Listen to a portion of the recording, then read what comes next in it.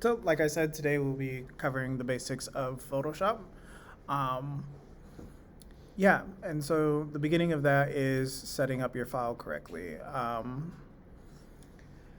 So, before beginning editing any Photoshop, you want to first check your color settings and color profile you want to make sure that Photoshop is working in the same color space that you're shooting in, so colors and tones are reflected accurately.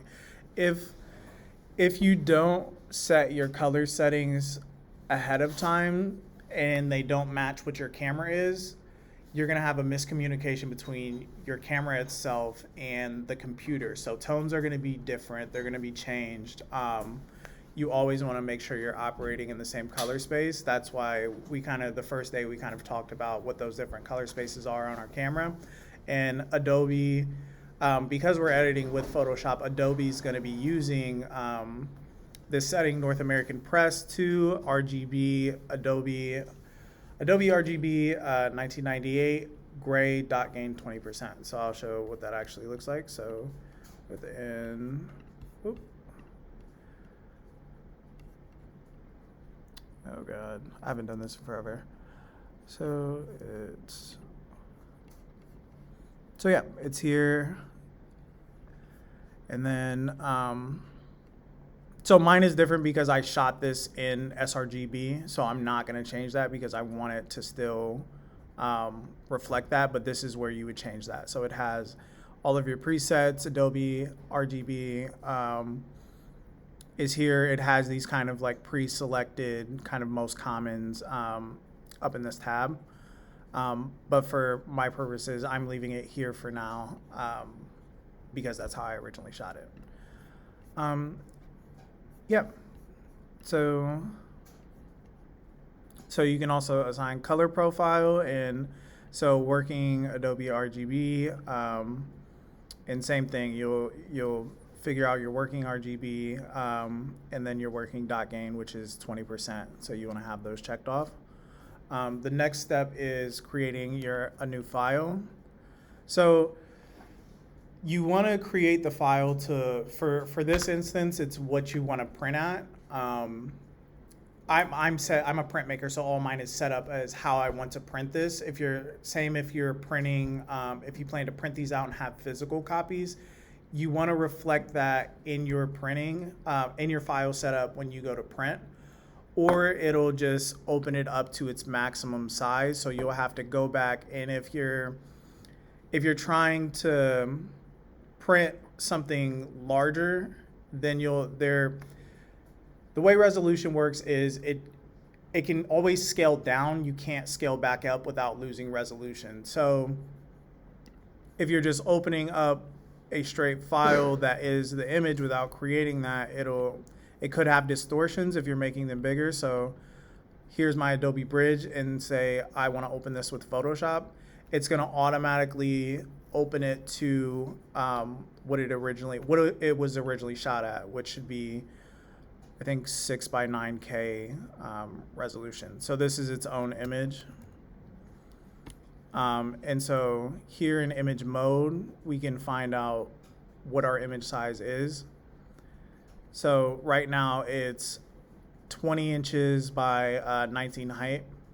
And so you can also select different measurements to learn from, or not to learn from, different measurements to use if you're more comfortable with pixels, which is if you're working on screens and things like that and need to know the ratio for screens, you'll use pixels. I use inches because I'm working to physically print. So yeah, it'll just do the conversions for you. So the resolution is 6,000 by 4,000. Now, I've been experimenting with that because I have an opportunity to get my business on the billboard. But they want the image 900 by 300 pixels, and it just looks like garbage. You just on a billboard, you would never want it at that. You would. That's what the requirement is for the billboard. Yeah. So do I got to redesign from beginning something already at that size? Are you applying to, like, is this for an application process where they want a sample of the image, or they want the production or entertainment company with my photography, and he wants to put my business on the billboard for me. Um, And he says it has to be 900 by 300, and I talked to somebody else, and it says it does have to be 900 by 300 pixels.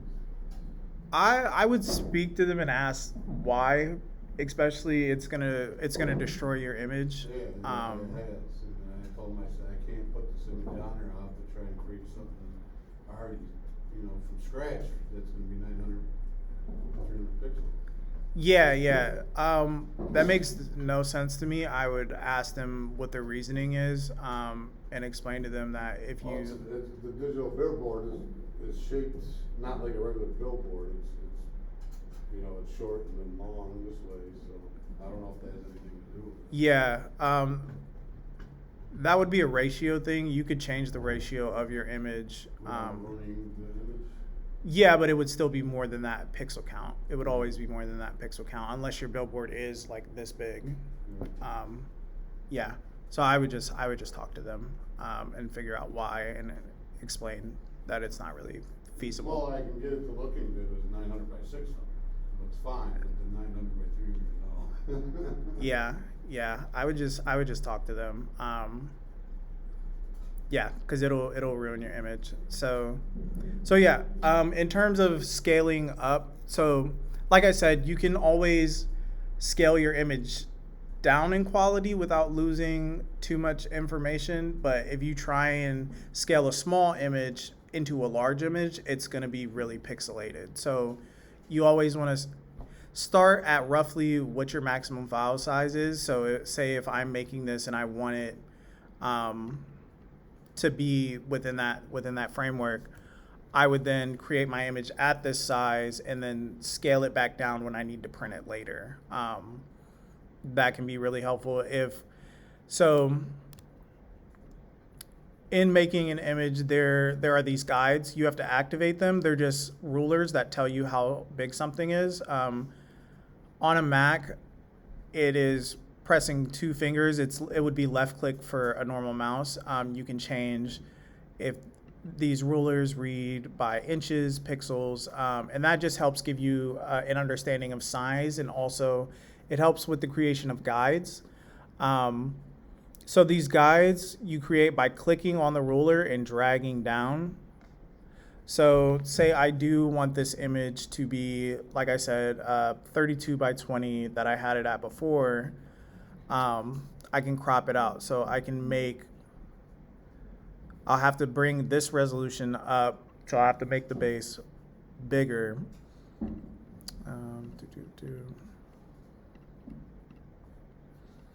Oops.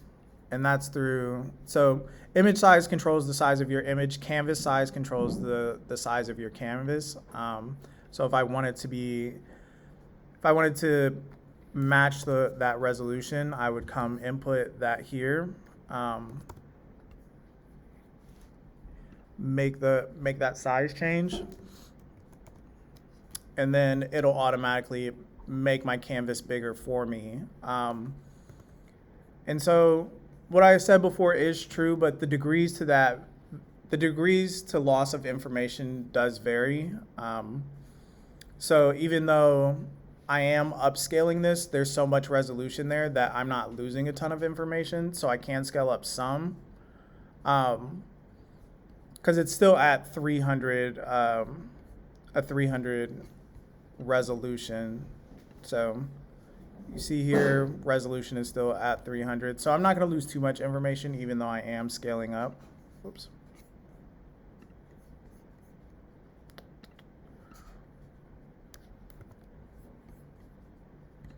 And then I can just scale my image up to make those sizes.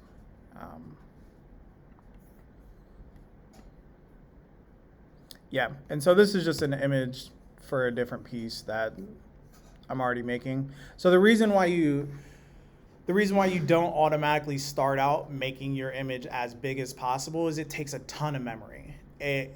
Your computer only has so much RAM that it wants to deal with at once before it starts becoming extremely slow. So you want to be careful working with really large file sizes. Even right now, I have 3 tabs open. This is from the image that we were working on before, that I'll be used to show different editing techniques. And then this is from the photo shoot we did in class. Even now, for me, having these 3 files open, my computer, and plus I have a ton more open throughout the rest of my computer, it's using all of my RAM to do that. So the more stuff you have open at once, the harder it is that the computer is going to have to work.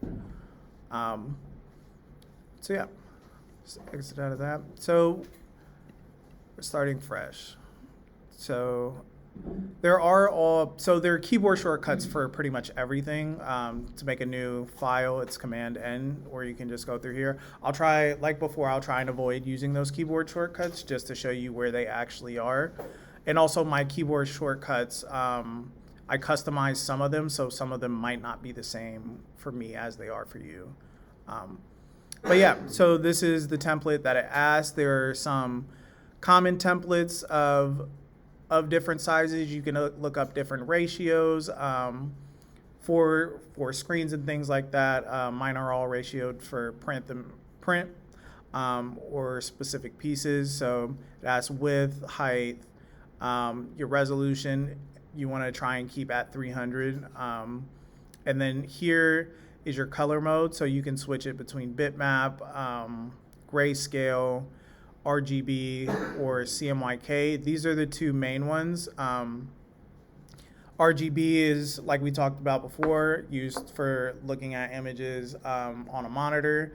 So if you don't expect to print these, you don't have to convert it. CMYK is what you would create a file under if you have aspirations to print at some point. But for editing, I would leave it in RGB for now because, like I said before, some of the filters and things like that only work under RGB. If you try and use Photoshop to do those filters on a CMYK color profile, it just won't work. It won't let you do it. So yeah, so we'll create that here. And then, so when you're uploading, you can import, you can physically ask it to import through the File tab. So you can import video frames to layers. So if you're using videos, it'll upload all of the frames that you ask it for, or images from device. The easiest thing, honestly, is to just, you can just click and drag from your Finder window or from Bridge directly. So you can just click, hold it, and then drag it into the image itself.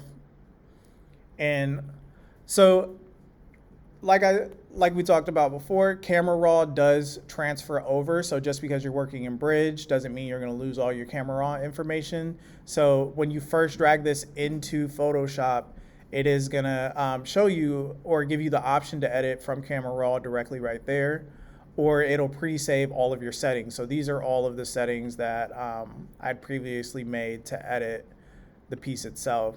And then you just click OK, and it'll import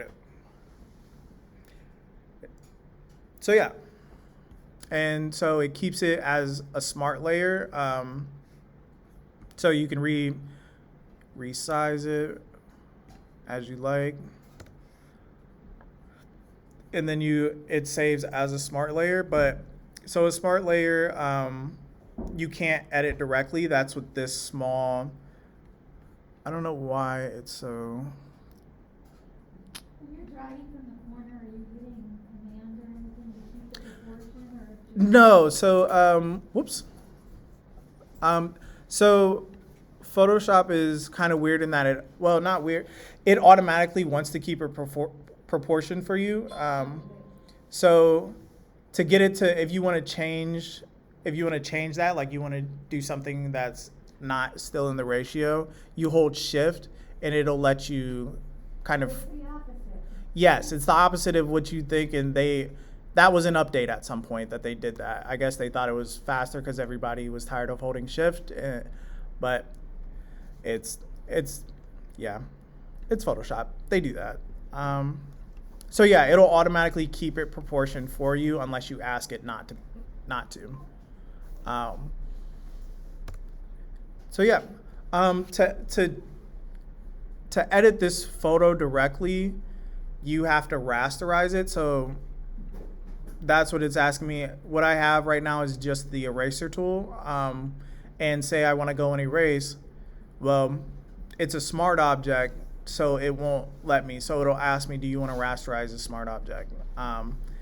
And smart objects just help with filters and things like that. But for what we're doing, we're just gonna rasterize them. Yeah, and so we'll go through and look at some of the buttons. So, sorry, these are backwards. The one on the left is the top half of your bar, and the one on the right is the bottom half.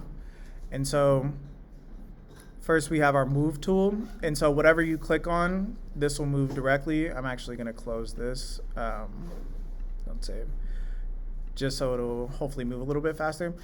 And also to give us some layers to kind of play with. So the move function is really helpful in that whatever you're directly clicking on, if you look over here, this is our layers panel.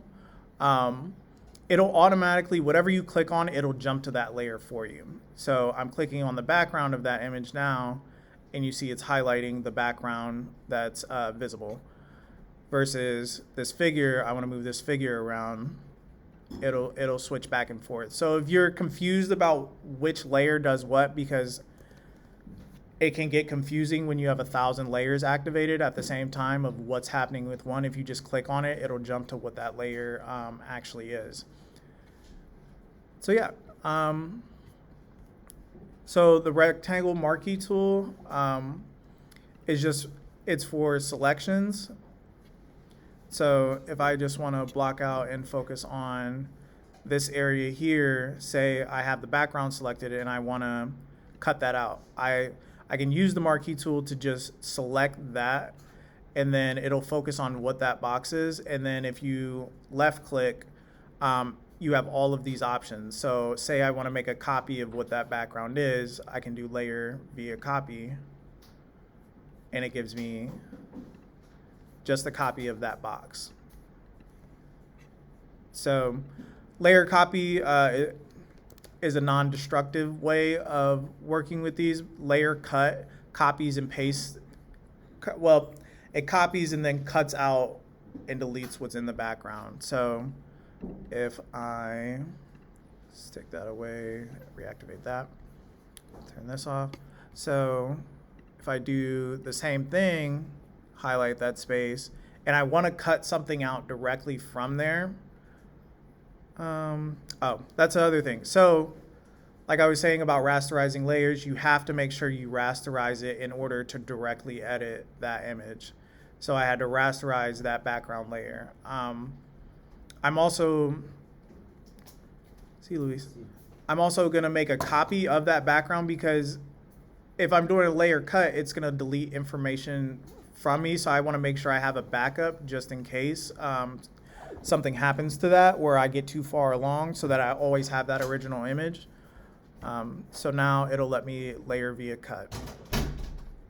And so it cuts out that square, but it also takes that square out of the original image. Yep. So I'm just gonna undo that. Oh, undo is Command Z, redo is Shift Command Z. So Shift Command Z, and it'll just say whatever your last command was. But you can only undo so far. You have to keep that in mind. If you undo way too far, then you won't be able to, or if you take too many steps or you make too many changes, you won't be able to infinitely undo everything. So you want to keep in mind how far back you can actually go. And there are presets to change that. I would have to look it up in the settings if you're interested. It just changes the number of times you can go backwards, but that takes more memory, and your computer is going to run slower because it has to save more information to the scratch disk, which is the scratch disk is the part of your hard drive that Photoshop is running on. Yeah. So the lasso tool, so selection is a big thing. Being able to select something specifically. So say you want to edit, let's see if I can get here. So, and say I just want his body, there are different ways to select that. This first one is quick selection tool. So it's essentially a paintbrush that you can change the size of your selection, and it'll try and auto select what it thinks you want it to select. So there's the plus, which is telling it this is what I want in my image, and then the minus is subtracting from that. So it'll delete out information. Yeah, and then you have your lasso tool, which is used more free. It's for more freehand, so you have to use, you're just holding down and you're just kind of outlining specifically what you want. Boop. And you have to keep holding down. The minute you let it go, it's going to complete whatever shape you made. So it just completed that bottom for me. And it's going to select whatever that organic kind of shape that you wanted. So each one of these has a small arrow in this corner. I'm sorry it's so small. I don't know how to increase, like it blows it up when I connect. Display settings. Let me just try and fix the ratio so you can, I know all these buttons look super small right now. CD color profile, true tone, optimize for here.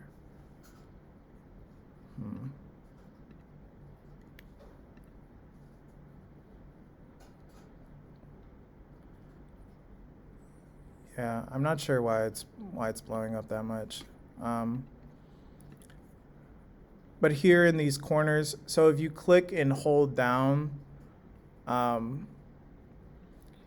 it'll give you options. So within each of these within some of these buttons are a sub button that has different things. So like the marquee tool, instead of rectangles, you can do ellipses. And so this is also helpful in the selection process. So and if you want a perfect square, you want to hold shift and then make it, and it'll make you a perfect circle. And that's useful if you want to cut information out specifically. So I'm going to do layer copy, and it gives me a perfect circle of where their face is, or whatever I'm selecting. So yeah, polygon lasso. Whoop. It just grabs onto points, so you just click.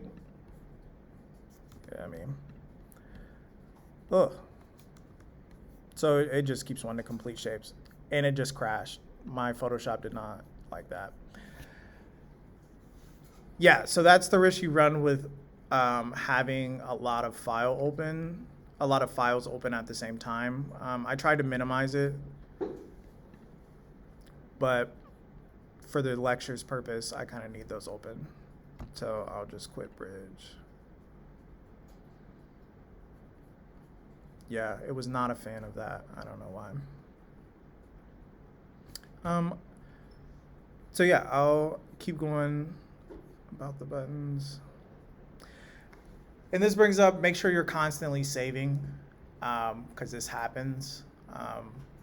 And there's nothing worse than it just kind of dying on you and then you not having anything saved for it.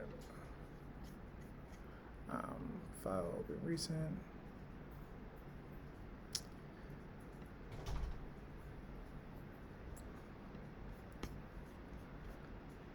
Okay, so I didn't save any of that, which is,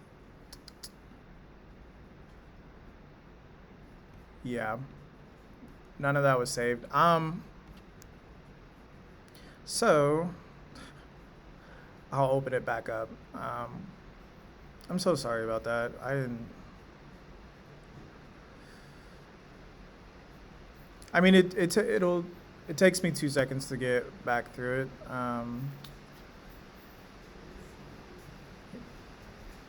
Would you be able to turn? Oh, never mind. It's automatic. I forgot.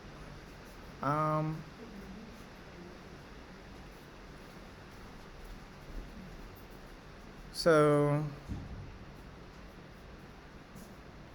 Oop.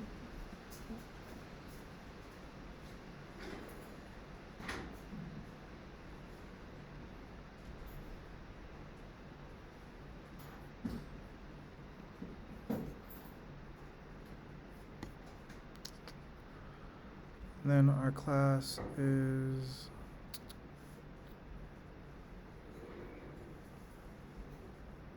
Give me 1 second. I need to remember. Here's his before. So. Oh.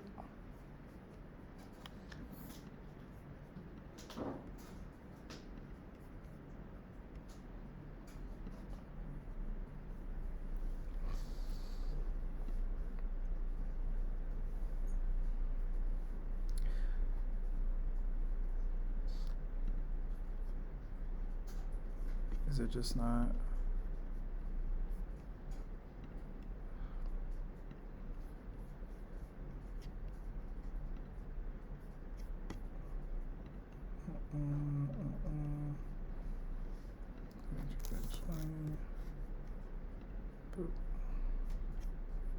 What is happening?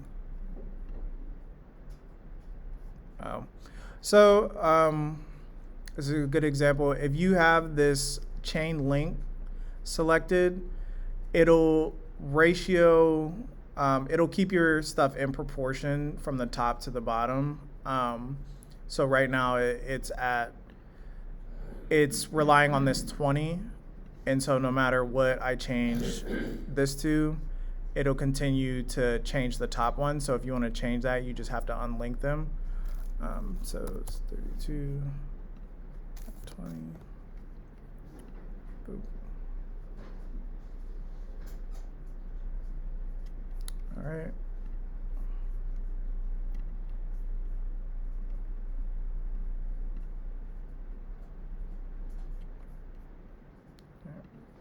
And open. Okay, so we were talking about selections. So yeah, the magic wand is a different way to select. So what the magic wand does is whatever you touch, it's gonna sample what that thing is and try and select things that are similar. And up here to control how much information it's pulling in, you have tolerance. So tolerance is how specific, the higher the number, the more specific it is to the pixel you touch. The lower it is, the more general it is.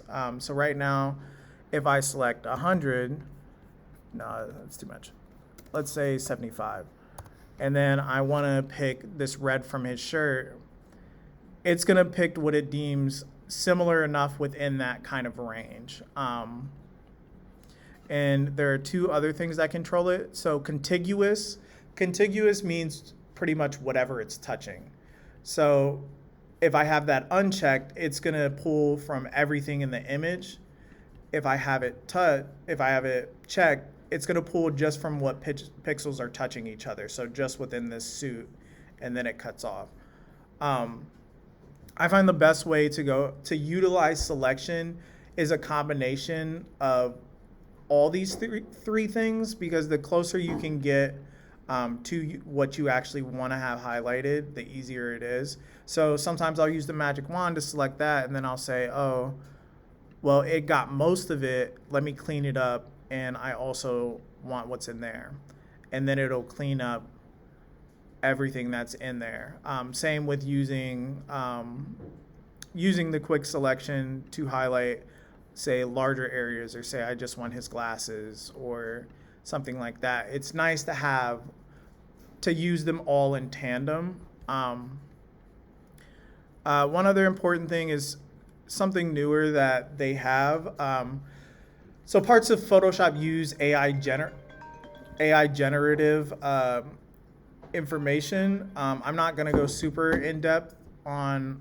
I'm not going into AI generative itself. So, but I will acknowledge it is a tool, and it's up to each person's discretion how they use that and how they want to utilize that tool. But in terms of selecting, they have these 4 options for us. Photoshop can kind of decide what is the actual subject. So say you just want to highlight your person, you can just click subject and it'll do a lot of the work for you. It is a computer, so it is relying on the information it has to dictate what that subject is. But for something like this, where it's pretty clear what the background is and what the actual subject is, it does a pretty decent job. And then you can just go in and clean up like any of these stray hairs or things like that, or how close it is to the face. Yeah, so you can use that to separate it. So if I just separate it like this, it has these really super hard lines. So if I just copy and cut that, it's going to come out really kind of hard, and these hard edge lines and really crisp. And for putting things into photos, that's often obvious. It's a little too obvious that these really hard, crisp lines are present. So what you can do as you have your figure selected, you can go to select and mask. And so select and mask is going to deal with what's happening on the edge of this selection. 1 second. So it pulls up this screen, and so it asks you a few different things. So it's edge detection gives you how many pixels your radius is. So if you're using Smart Radius, it'll identify what that is, and so you can increase how big by the pixel that is. And so you have these options to smooth what that is, and so taking it all the way to the right will make it incredibly smooth. To the left is closer to that hard edge we were talking about. Feather just kind of blurs it so that you can blend a little bit. You can blend your subject back into whatever is happening around it.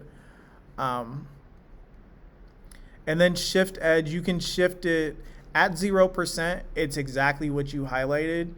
If you go negative, it goes into the interior of your image. If you go positive, it goes to the exterior of your image. So I did all that and I made it super obvious. And so when I go to cut it,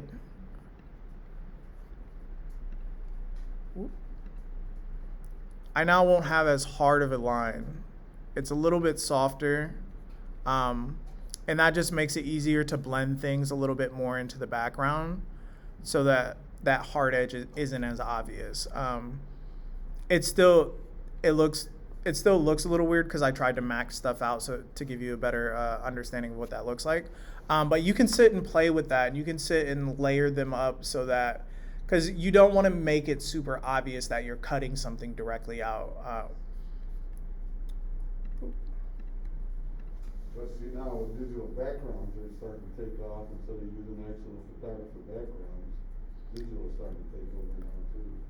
Yeah. I mean, even in a lot of work, sometimes, so you see it a lot in green screen. So the point of a green screen is to have something that's an obvious color that's not going to be in the work, that you can then know exactly what exists within your frame. So it makes it easier to cut these things out. Right now, even though this is a gray background, it's picking up a lot of information in his clothes and things like that. So it can be harder to separate those two things, or if I'm editing to kind of change those things, compared to if it was a flat green screen, then some of these highlights would be green. So when I go to edit them or edit in a new background, whatever background color I'm using is going to change along with the subject itself. Yeah, because it's photographers' backgrounds. If you get the paper like we have downstairs, that's a whole setup, and they're really expensive. But also if you have If you're using cloth, you have to run polls and things like that. Wrinkles that never wanna come out. Yeah. I cleaned out all my wrinkles and all the lines from the packaging. Mm-hmm. Just later, all the lines reappeared. Yeah, it's a constant battle with getting that clean and clear compared to, boom, if I just set up a green screen or shoot in front of it, or I can then edit in whatever background I want. And I mean, you can do that with anything. It just makes it a lot easier. Like, you can obviously cut and copy and paste. The big problem, the big argument now going around about the whole AI and the background and everything, and like, if it's not my work or something I put in there, I don't want it in the picture, you know? Yeah. Kinda like with the sky replacement, I go sky hunting for clouds, skies, and I put them in my other pictures, but I'm not gonna use somebody else's sky in my picture. Yeah. It's not my work. Yeah, and we'll get into that when we're going to talk about stock images later. Stock images are essential to incorporating different parts or different things into an image. So say I want to add smoke to this image, I can go to a website that has stock images of smoke and either pay to use their stock image, or the unethical thing is to just use it anyway and hope nobody calls me out on it, because you get into copyright stuff too with things like that. I'd rather go outside and get some own smoke and put it in the picture. Yeah, and that brings up a big point. Same thing. I got into shooting like this and creating my own sets and things like that because I know I own all of the imagery that's within one of my pieces. So I'll do the same thing if I need. I was working for a client and they needed waves in their image. So I went out to a lake and I went swimming and just took pictures of the ripples from that lake. For me, that's a personal kind of ethical thing. Like, I want to have ownership of it. Yeah. Mm-hmm. And so I would recommend if you are like doing a photo shoot like that, like I keep using smoke because it's just the easiest thing. You can use your camera to pull those reference images yourself, catch something on fire and take pictures of. Yeah, yeah. But I will show. There are websites and stuff that you can, and there's we'll go through it at the end about finding those assets. Adobe has their own thing, Adobe Stock. But that's like. No, there's nothing wrong with people who can do it legitimately, but don't put it out as your work, put it out as digital art. Yeah, There's yeah. a difference, you know? Yeah, it's a nuanced thing because it definitely gets into ownership and how much the way our copyright laws are structured of how much do you change an image before it becomes your own, questions like that. You know, get a lot lately with questions and other things from clients and people I work with. Yeah, it can be a pretty labor intensive, exhaustive kind of. I would say each person really finding out in terms of we talked about rules before, personal rules that you create. I would kind of ask yourself those questions. How important is it that I own the image I'm pulling from? And if you're fine with using stock images, there's nothing wrong with that. A lot of people do. I mean, for certain things, I can't go to Arizona to take a picture. So if I need, the desert or something, then I either have to recreate it or use a stock image. So I think we would boil down to letting your client know that's what it is. Yeah, being transparent, like. Or making sure you have a license to even use that stock image too. Yeah, that's really important. It boils down to the ethics of photography. Mm-hmm. AI and all that stuff is starting to I left a bunch of Facebook groups that were, groups to help and teach each other. You can tell half these people on there using AI. Yeah. It's quite obvious. I mean, if you're not sure, I'm gonna even touch it, Yeah, and so that's also, so I'm not teaching any of the AI generative stuff. I think that subject selection, a lot of things are built directly into Photoshop to do it that we don't think about. That subject selection is AI because the computer itself is reading the image and identifying what is the subject. So inherently it is AI generative, but it's a tool to be used that, yes, I could go in and I could do my selection, everything by hand, and that's normally what I do, or I can save myself an hour in terms of I just want this subject, so I'm going to use the selection tool to make that selection. And it's not anything that I couldn't physically do myself. What I'm trying to teach everybody are kind of how to use all of these tools first before jumping into that. And so having a foundation of understanding what some of these tools are and how they help. So yeah. In your opinion, are you for this type of AI integration with Photoshop, Lightroom, and all that? It's complicated. We can talk about that at the end because that's a different hour-long conversation. Yeah. Right now I don't use any AI personally in any of my work, and I probably won't. But that's just a part of my practice. But yeah, we can talk about that in a little bit. Yeah. So the next function. Well, before even going on, so selection, I do want to highlight, selection is really important. It's one of the strongest tools in Photoshop to be able to select something and separate it from something else, and then to pull it back in to an image is super important. So if I can give a brief, so it's already deselected, I can give a brief example of, I'm just going to pull from one of my random shoots. Let's see, where is it at?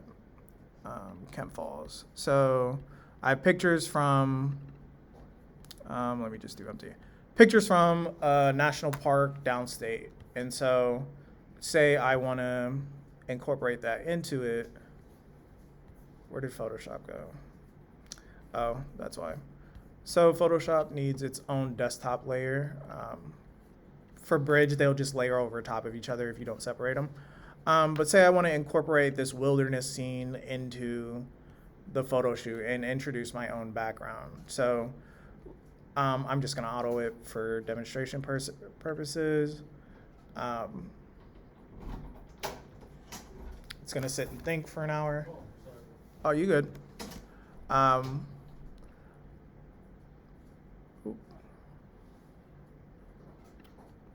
So yeah, so it's selection is a way to separate and to also bring together different elements. So it's really important, like I know this looks wonky because it's not meant to be like this, but it is really important to be able to go in, isolate different portions of an image, and then to be able to reintroduce them. This can be used not even just within pulling two different images together. It can be used to delete or edit out other parts of adjustment layers. So we'll get into masking in a second. So pulling apart and masking certain aspects of an image. Yeah, it's super important, super helpful. But yeah, and then you have your basic crop tool. So this either expands, which it'll give you a default background if you're expanding. So mine is light blue to be able to see the difference. But if you want to come in and do your cropping in here rather than, if you're cropping using RAW, it's going to save as a part of that RAW file. I do all of my cropping in Photoshop personally because it differentiates my RAW file from that. So I still have my original edits and things like that. And then if I want to come in and crop things down from there, I'm free to do so without it being a part of my RAW image itself. So personally, I crop here. But yeah. So you can undo that. I'm just going to take that background off. I'm also going to deselect. So these eyes are just what, it shows what's visible on the background. So right now I have both this as a separate layer. So deselecting that shows the background. And then if I deselect that, it shows what just the subject is.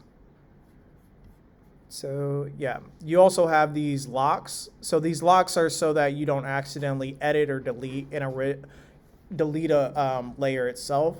So you can always just click it to unlock it. And then this is a whole separate thing we're not going to get into.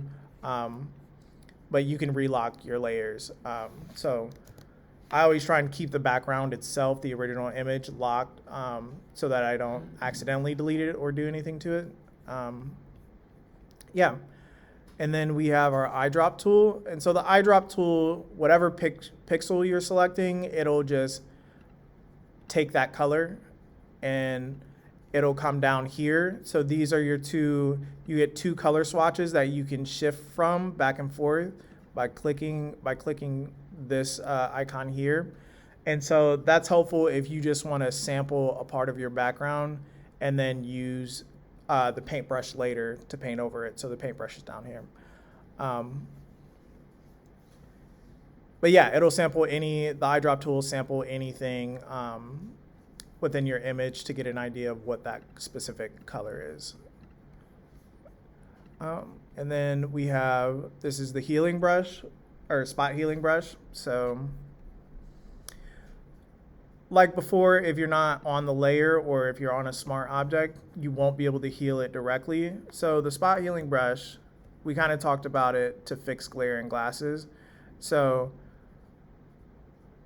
it's taking samples of the radius around it. So when I selected that area where that light was, it took a piece of his glasses with it too. So you want to try not to use this for big changes because it's just pulling whatever information that the computer sees around it and it's trying to fix that. And if you keep trying to edit it, it's just going to randomly pull information from anywhere.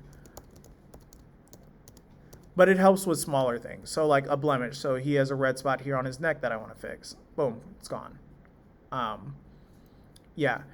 So that's what this type is. So it's proximity match. So it's matching whatever proximity whatever's in its proximity. And then we also have content aware. So it's trying to pull from its understanding of what this image is and what makes sense for the image rather than just what's around it. So that's a little bit cleaner because it identifies it as skin, but it's also pulling the reds specifically, and that's how we end up with those marks. So yeah. This is your healing brush tool. So it's also used for imperfections.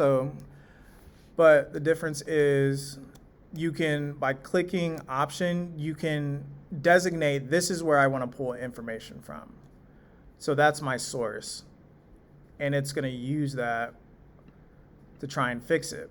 But with the way lighting is, it's pulling from a highlight down here. So it's only matching up to what that highlight is. So if I want something like that, I'm going to have to decrease my brush size. You should never have your hardness up that much because it's going to make a hard kind of outline. And then it's going to pull. And if you look to the left under the other eye where I clicked, it shows you where it's currently covering from. So you can get an idea of where it's trying to heal from. So if I go too far down, it's still going to just designate I release and click, and it's still just pulling from that same set of information. So yeah. And then I would say within this, the clone stamp tool, it's similar. It's going to take whatever information and then it's just going to clone it exactly. So say I want a copy of his eye. Let me delete that. And boom, I want to put it on his forehead. It copies that exact eye and that exact frame to just a different part.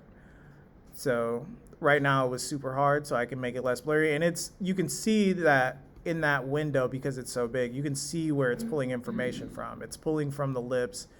It's going whatever's adjacent to where I select my highlight. So you have to keep redesignating exactly. That's where I wanted to pull from. And you can get some weird effects by just pulling out different portions of the eye or different portions. So yeah, it's just cloning whatever I'm designating. Boop, boop, boop, boop. Yep. So yeah, so those are the main ones we're gonna be worried about. So dodge and burn. So this is your eraser. It's just an eraser. Yep. So you can use that to go in and clean up, like if you have your selections and you have some stray stuff going on in the pixels, you can go in and clean up your edges or whatever. You can change the flow, your opacity, and same thing with the brush, your size and hardness. If I remember correctly too, when you erase, can you make the color, like, say like you wanted to erase the wrinkles in the picture, you can match the color when you erase it, so the background is clean, correct? I'm sorry, I didn't get all that. Like, say like you go over to one of the wrinkles in that backdrop, and you erase the wrinkle, can you make it so the color, if I remember correctly, you can make the color, instead of when you erase out, it takes the image out, and it puts the color in instead that you want, right? Am I remembering that correctly? So when you erase it, it's just going to erase the background. If you Isn't there a setting to choose? Yeah, so that's color selection. So you can have it designate a specific color that you want to go through and swap it with. And I'm actually not sure where the setting is for that. I haven't used it in a while. But yeah, there's a way to specifically designate a color selection. But in terms of ironing the wrinkles out, I wouldn't go through all that personally. I would just use my healing brush because the background's so large. There's a lot for it to sample from. So I can sit and just keep messing with either the healing brush or the spot healing brush. So taking, whoops.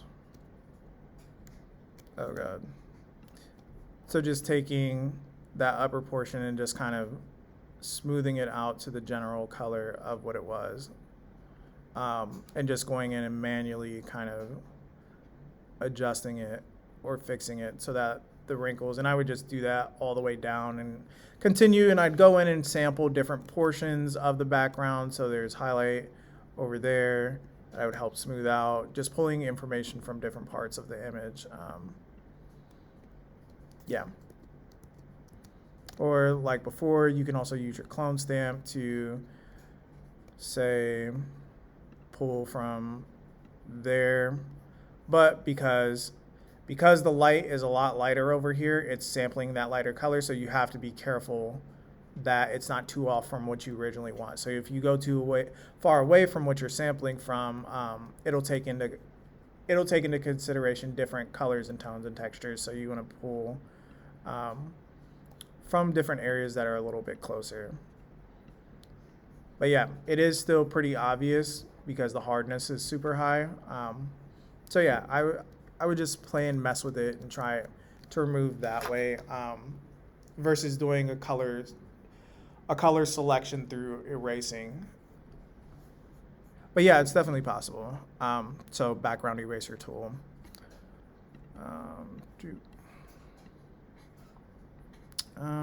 Yeah, I would have to sit and mess with that. I haven't used it in a while. Oop. I feel like mine's all cloth backdrops.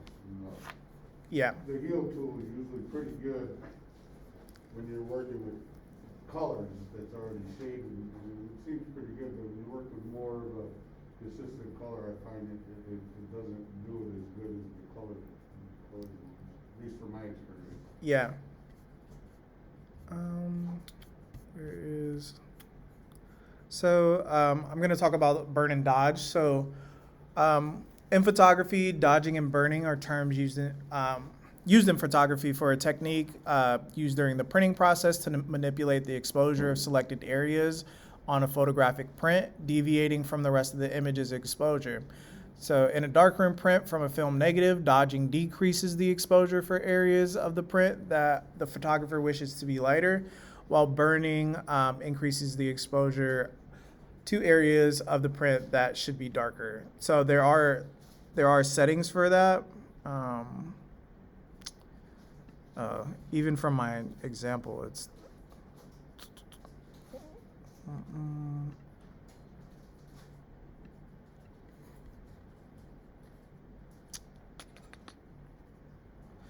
It used to be just on, whoops. That's something different. So that's the paint bucket. So at the bottom, let's deselect. So there are these 3 dots. This is just a continued menu of more options. For me, it automatically goes to paint bucket because that's what I asked. That's what I asked it to do, or I use the most when I click that. And the paint bucket tool just fills large portions of your image. So if I just want that one color, all one specific color, I just use it to fill the entire space. You can also use it to fill a selection. So let's go back to our example of subject selection. And so say I want to tint his body this blue. On a different layer, I'll first select him, and then on a different layer, I'll use the paint bucket to then drop an exact outline of the figure.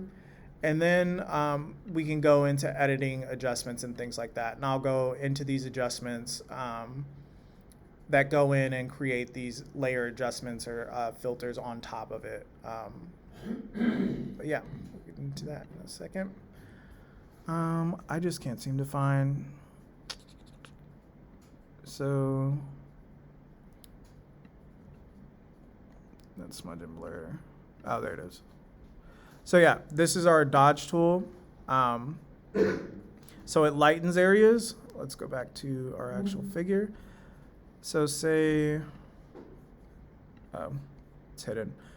So to edit an image, it also needs to be visible. You can't do it if you don't have that visibility checked on. Oops. So you can use the dodge tool to come in and lighten certain parts. So like say only one specific small part is overexposed.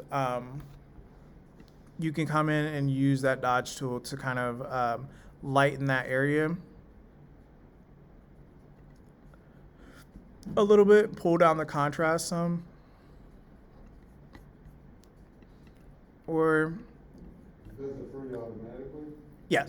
You don't continue setting this down. No, well you can. Darkness and darkness, or- So the exposure is up here. It's a slider up here. The amount of exposure. So I'm just at 50%. In your range, like you can select if you wanted to address the midtones, the shadows, or the highlights. I just have midtones selected. And then you just change your pen size. And so it might help if I come in here. And so this is going to darken things up a little bit. So that's the burn. And it's coming in, and it's just increasing the contrast a little bit. So say I want to give him a little bit more dramatic under eyeshadow. I can come in and use that.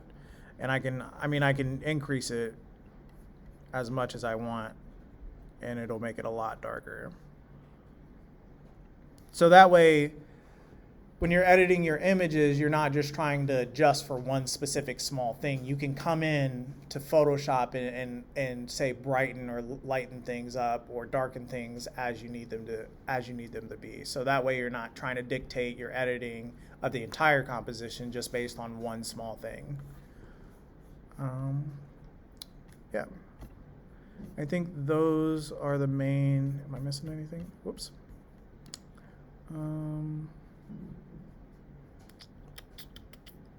Yeah. So yeah. There are also, there's a ton more options. Those are just kind of the basics of what we're gonna use. Like the brush might be helpful, so you can come in and change your brush specifically, and you can use that in a number of different ways. Other than just drawing directly on your image, it can be used for editing purposes. So yeah, you can come in and change even the styles of brush that you have. So there are like more artistic ones or more calligraphy based brushes and things like that. So they all just kind of live there. And you would just go between, so if I want to directly change the color of that, I just click on the box, the foreground box itself, and then I come in and I can move my sliders around. You can even, if you really want a specific color swatch, you can look up what the CMYK is for that, or what like the different RGBs and things like that. You can get as specific as you need to, even down to your Pantone number. If you have a specific Pantone you want to put in, you can put it in down there, and then that'll just dictate. So say in application, if I want to use this, let's say I'm going to change it. I want to make it red. I want to give him red eyes. That's more magenta.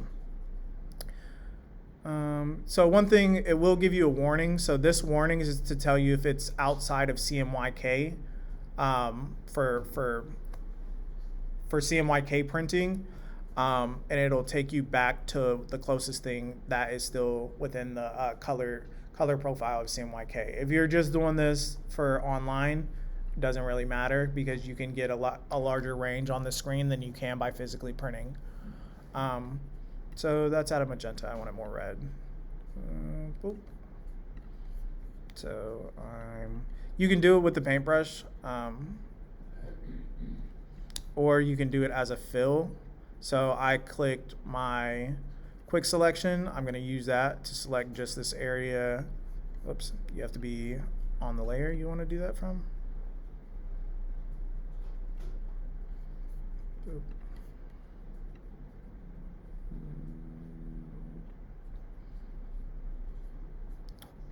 Boop. And, sorry. And then say I go to a different layer and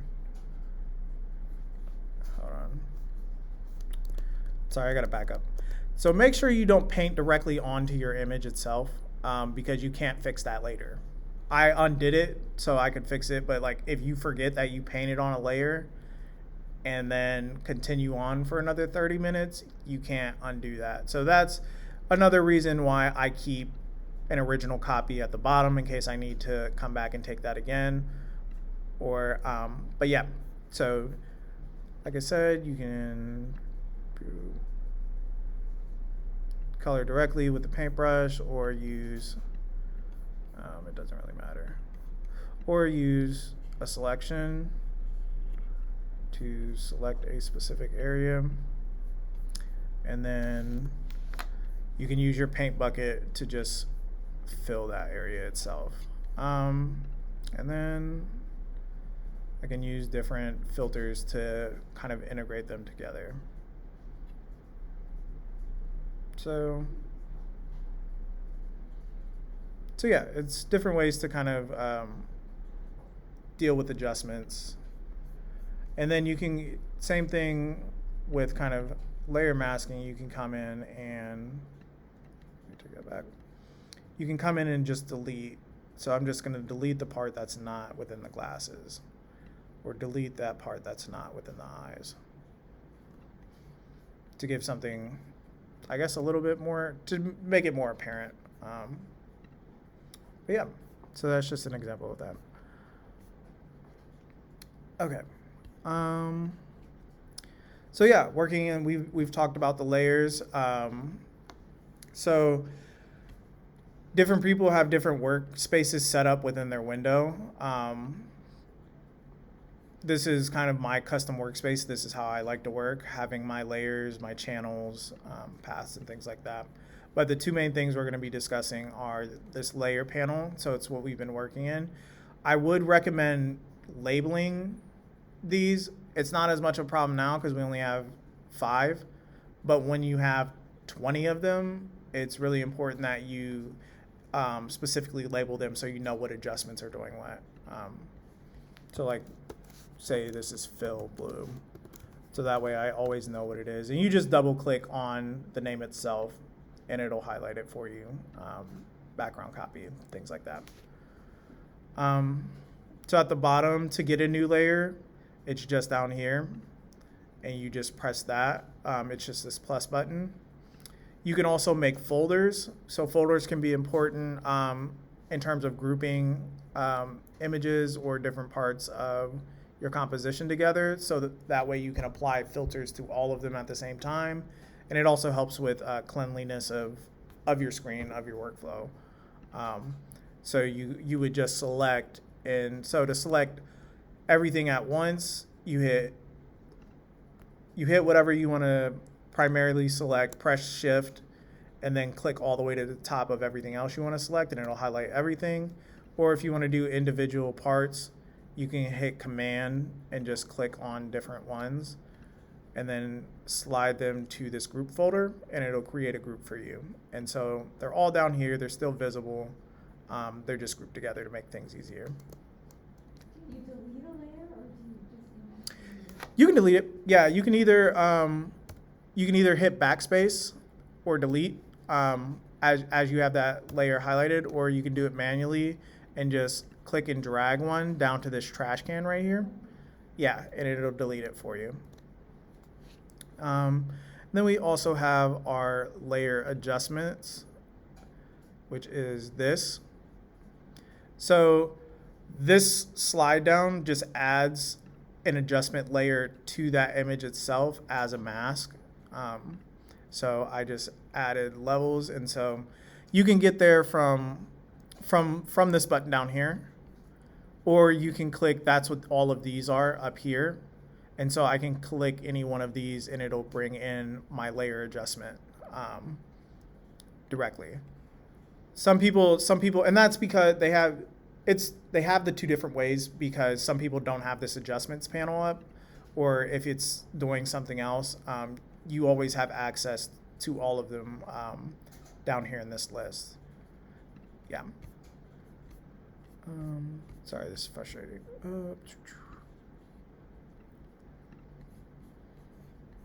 So yeah. So each small square represents an available adjustment. The mark adjustments are the ones that are most useful to editing. So brightness, contrast, basic photo editing in Photoshop. So brightness, contrast, levels. So we talked about curves before in Camera Raw. Well, there's an additional function called levels. You have another option for curves. You also have black and white if you want to change your image to black and white. Color balance, which there is an option for this in Camera Raw. I would say I normally do most of my color correcting in Raw, but I do like the color changing, the kind of wild color changes I want in Photoshop, because they're different layers compared to, they're all saved on different layers rather than to being all overlapped in Camera Raw. So if I make a color change, let me switch back to my adjustments. So this one here is hue and saturation. And so this slider changes the overall hue of everything beneath it. So whatever this layer is above, and that goes for all of them, whatever they're above, they affect everything below them. So if I just want to change the background, I make sure, let me delete some of these. I make sure that the background is lower than the actual body. Let me just switch this. Trash. So these are just, sometimes I have like a folder trash can just for stuff I'm not comfortable with deleting yet because I might need for later. I just put them in their own place so that I'm not confusing myself. So they're all just going in there. But yeah, whatever it's below will have, is what it'll change. So right now the hue and saturation is only affecting the background because I put it below the body.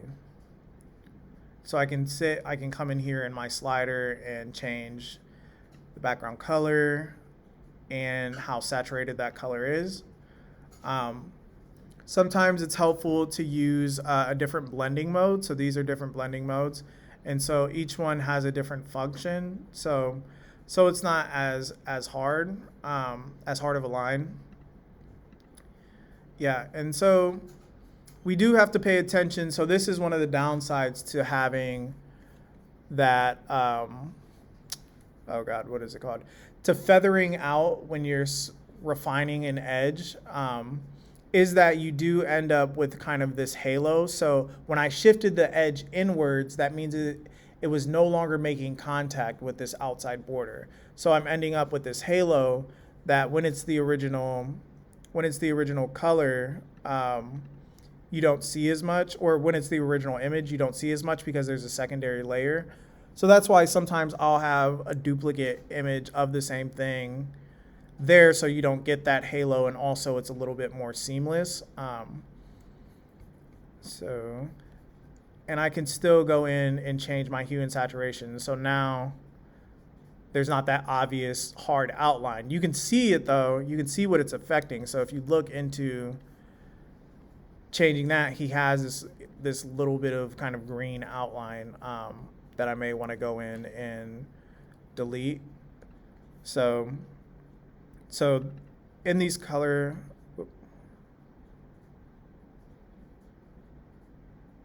sorry, it's just asking me for a new setting, and now it's thinking. So that's fine. So I can come in and kind of touch that up to make sure it's not as much. So I wouldn't use something this big because it's going to make a lot more of that halo, but you can come in and kind of touch up different portions of it. So yeah, so that's hue and saturation. Levels helps with designating where your blacks and your whites start. So this middle one is your midtones. This is your utmost black, and this is your utmost white. There's this big drop off of where your image, where it thinks your whites actually starts. So you can pull this in to give a more accurate representation of this is actually where my whites start. So yeah, it can just help identify that and actually help correct your exposure a little bit. Yeah. So that's your levels. What else do you need? This is brightness and contrast. So the sun. Yeah, and this is all in on the level plan. So the brightness contrast adjustments let you make simple adjustments to tonal range of an image. Moving the brightness slider to the right increases tonal values and expands images highlights. To the left decreases values and expands shadows. The contrast slider expands and shrinks the overall range of tonal values in the image. Moving the slider to the right increases whites and black at the same time, while moving to the left moves all tones towards the middle gray. So if I want to increase or decrease the overall brightness of an image, I can do it through this panel. Same with adjusting towards that middle gray to the left, and then to your actual colors to the right. Yeah. So, like I said before, the levels adjustment histogram allows you to correct tonal balance through adjusting your shadows, midtones, and highlights, or simply it allows you to tell Photoshop what should be white and what should be black. The histogram represents all tonal information in your image. Sliding the dark triangle to the left-hand side to the bottom of the first mountain will designate this is where your black should truly start. The same goes for your whites and midtones. So moving the sliders are your way to clarify the tonal range of your image. Curves, we talked a lot about curves in Camera Raw. It's the same kind of setup. There's just a little bit, there are other different options. So curves adjustment layer allows you to adjust points throughout an image's tonal range. When adjusting an RGB image, the upper right area of the graph represents the highlights and the lower left area represents the shadows. The horizontal axis on the graph represents the input levels, original image values, and the vertical axis represents the output values, so new adjusted values. As you add control points to the line and move them, the shape of the curve changes, reflecting your image's adjustments. The steeper sections of the curve represents areas of higher contrast, while flatter sections represent lower contrast. So click on curves. So yeah, you can come in just like we did in Camera Raw. I do most of my curves in Camera Raw, and then I'll come in and make minor tweaks or adjustments as they're needed. But yeah, the closer they are, the more prone they are to kind of wigging out, because it has to make these large leaps in its curve. So that's where you get these kind of distorted backgrounds, because it's adjusting well outside of its normal tonal range. But yep, there are also presets in here. So if you want just kind of more contrast or a stronger contrast, you can select that. Sorry, let me turn most of these off. Yeah, you can just select that. So this strong contrast. If you're making a print negative, there is a negative option. Medium, linear. So it's good to come through and just see what works best for your image itself. If you want to do it manually, or if you want to use one of the presets. Yep. We talked about hue and saturation. So color balance. So the color balance tool allows you to make color corrections to your image, similar to the white balance tool in Camera Raw. Similar to color correcting the white balance in Camera Raw, you use this tool for removing unrealistic color casts on an image. So instead of removing a color entirely, you adjust by adding its complementary color in light. So additive mixture, RGB, the color resulting from different wavelengths of light. Additive primaries, when projected together, produce white. So screens use an additive process, and so adding all of the colors together make white themselves. Subtractive is used in CMYK, the color resulting from different pigments being mixed. So subtractive primaries mixed together to create black. It's used in digital printing. So yeah, we can go in and look. And so, like I was saying, when I make my color corrections, I do it a lot of the time. In here, I'll do some in Camera Raw because their sliders can be a little bit more in depth. But unless I'm trying to make a radical change mid-process, I do it in Photoshop. So yeah, it lets you pick what colors you're adjusting between your midtones, your shadows, and your highlights. So say I want to adjust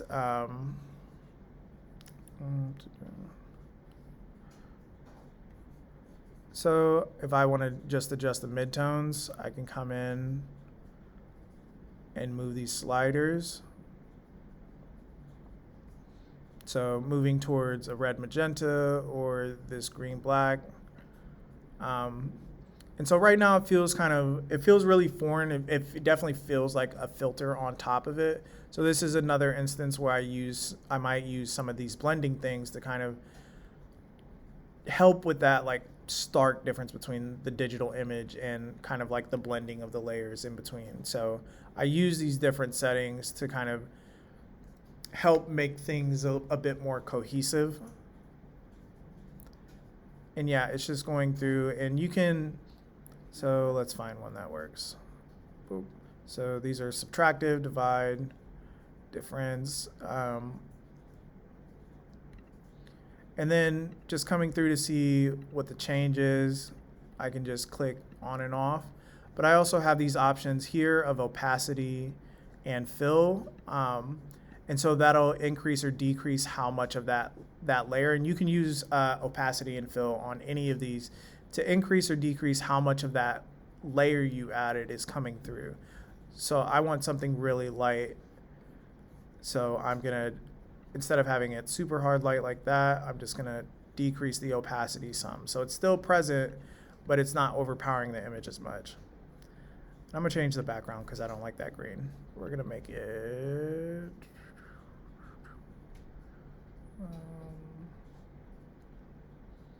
they all look kind of bad. Oh, it's because it's on multiply, that's why.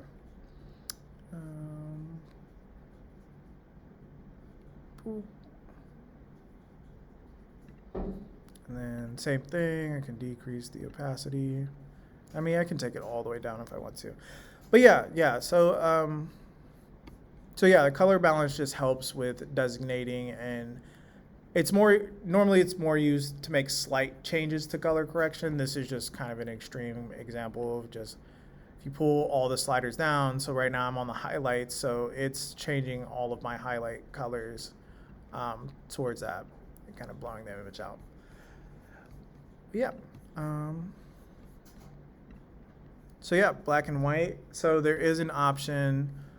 So there's a few ways to turn a photographic image to black and white.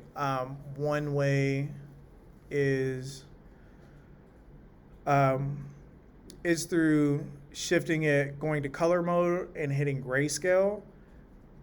Don't do it this way, especially if you have a ton of layers and stuff. It's going to automatically just try and shift everything to grayscale. It's going to do it automatically, and it's not going to look very good. It's like it is an automatic process, but rather you would want to use your adjustment layer. So this black and white adjustment, and so what that does is, so it converts an image into black and white. Using this process, you will be able to make the most precise and tonal adjustments as you still retain control over individual color channels. So here we have our original. This is converted with no adjustments, and then the bottom one is taking into account what exactly it wants to adjust from. So right now, I still know that his shirt is red. And so if I want to make the tonal shift for just all of the reds in the image, there's also red in his face, so it's going to address that. It's the same thing with the yellows. You can come in and lighten or darken whatever information is there. There's no green in the image, so it's not going to do anything. Same with, there's no cyan. I don't think there's any. What choices are under preset? Under presets, so different filters. So here you have a blue filter, and that's just adjusting just the blues. So darker, same green filter, so it's addressing all of the green in the image. High contrast, yeah, infrared, which is its own weird kind of effect, which actually I think looks pretty good. But yeah, they're just easier ways so you don't have to manually adjust all your sliders. You can kind of, I use these kind of presets to give me maybe a baseline of what I want. So like if I want my reds a bit more high contrast or closer to that infrared, then I would select that, and then I'd come in and customize it and make the adjustments that I want to see a little bit more. It definitely helps with the baseline. See you next week. All right, see you next week. But yeah. One important thing I think to note is, so we talked about having things above one another. So whatever is above is going to come to the forefront. So whether that be, here we'll bring back that picture of that background. So right now, his body's in front because it's above. If I switch those up, it'll switch the order and he'll disappear behind it. But what you can also do is you can create, let me see, where is it? I have a shortcut for it it's not even a keyboard shortcut.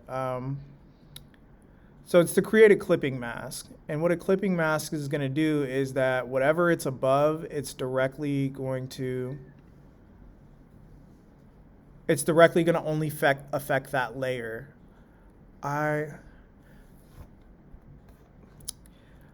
I'm spoiled in that my laptop itself has a bar on it that has a symbol for it that I just press, and I forget how to do it manually. So it's not even a keyboard shortcut. let me find it.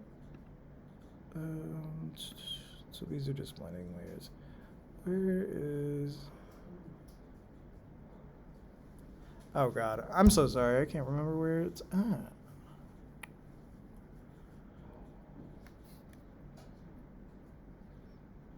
So if you drag black and white between layer one and the image, it would make His body. same color, but the background's black and white. Yep.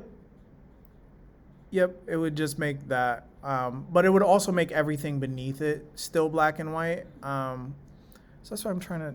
I'm sorry. I can't. That one's pretty easy to do that too. I guess. Do y'all know where the layer clipping mask button is in Photoshop?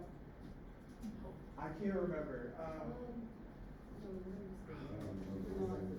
It's- I never really used Photoshop too much. It's in the panel. My laptop. So my laptop has a light bar on it that it automatically is on, and I can't. I used to use GIMP a lot, so Photoshop is still green.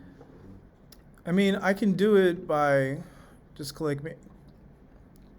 just clicking the preset and then create clipping mask is right there. I was just trying to show you the button. It says in the layers panel, select the top layer of a pair of layers you want to group and choose layer and then create clipping mask. Yeah, so it's just like that, and then you can release it from there. There used to be a symbol for it in this panel, but I think it's Okay, gone. They're always updating it, they're changing it, so who knows? Yeah, they probably just deleted it. It used to just be a symbol that's there, but yeah, you can do it through left clicking. So left clicking on your panel, and so you get this list and create clipping mask is what you want to do. And so that's only going to affect that one layer. So even if I move, well, I can't move it below it. So even if there are other changes that are happening to like the subject, so let's switch the order around. So create clipping mask. So now it's only focused on what it's connected to directly. So I can go in and I can change the backgrounds, the hue, the saturation, but it's only gonna affect that one layer. And you can stack them on top of each other. And so the hue and saturation is now clipped to the black and white, which is now clipped to the body itself. And so I can sit and I can change these, and it's not really helpful if it's black and white to do that. What is happening? And I can alter these, and it'll only affect that one layer. Oh, that's why. The only thing is if it's clipped to the one thing below it, so right now this is clipped to black and white. If I turn that black and white layer off, I'm also turning the layer off above it. So let me reorder it. No. So I'm gonna release clipping mask, release clipping mask.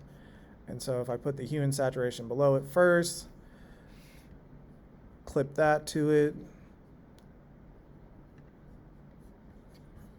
then clip the black and white to it, create clipping mask, boom. So now even as I edit it, it'll still, what is happening? Oh, it's because the saturation's on. Yeah, it'll directly just affect what's below it. So this is also another reason to use groups. Let me release both of these. I don't know. Oh, that's why. I thought I was going crazy and it wasn't changing anything. It's because the opacity's down. So your opacity has to be on. I was like, what is happening? But yeah, so now that opacity is back up, it's only going to want to change. And it's also, I have a blending mode on, which also makes that even more confusing. So all of these things stack together, and if you lose track of what's happening, it'll become a lot more confusing. But yeah, so that way, and then once I release the clipping mask, it's now going to affect all of the layers below it. So it turns it all back to black and white. And this can be helpful. So if you're doing something like a double exposure, so say I want this picture of the background to just be the outline of this body. Let me turn black and white off. So I just want the silhouette. I can create a clipping mask. It's only gonna affect what it's clipped to. So it's only gonna affect this silhouette or whatever is inside this silhouette. So that's how I'm getting that image itself around the body. And so yeah, it's another way to create an effect. I can turn down the opacity so that you get just kind of this silhouette. I can use these blending modes to just kind of give this idea of a forest within his body. So yeah, it's really helpful in that it only affects that one thing. It also affects groups. So if you have a folder with a group and you have, say, 5 images or 5 adjustments you want it to affect, you can clip you can clip directly to a folder itself. So that way I have all of these adjustments here and I want it to only affect whatever is in that folder. I can create a clipping mask that's designated to a folder. So yeah, boop, and you would just do the same thing. There's nothing in my folder right now, so it's not gonna let me do it. But yeah.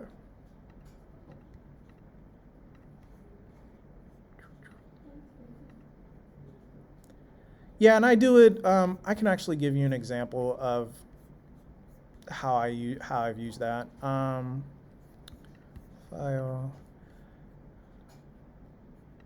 Okay, I'm gonna save before I crash it again. And so yeah, I might as well go over saving now. So to save, you can hit Command-Shift-S, and it's also here. So if you go to File, Save As, you can save. It'll go to your most recent folder that you've used. So this is where this image lives. So, or where I pulled it from. So it's going to save directly to there. But you can also designate, a lot of the times I'll save to my desktop and then drag it to wherever it needs to go, if that's easier. Yeah, and then your format you have down here. We're only going to be concerned with a Photoshop format. So this is one of the updates that's really annoying.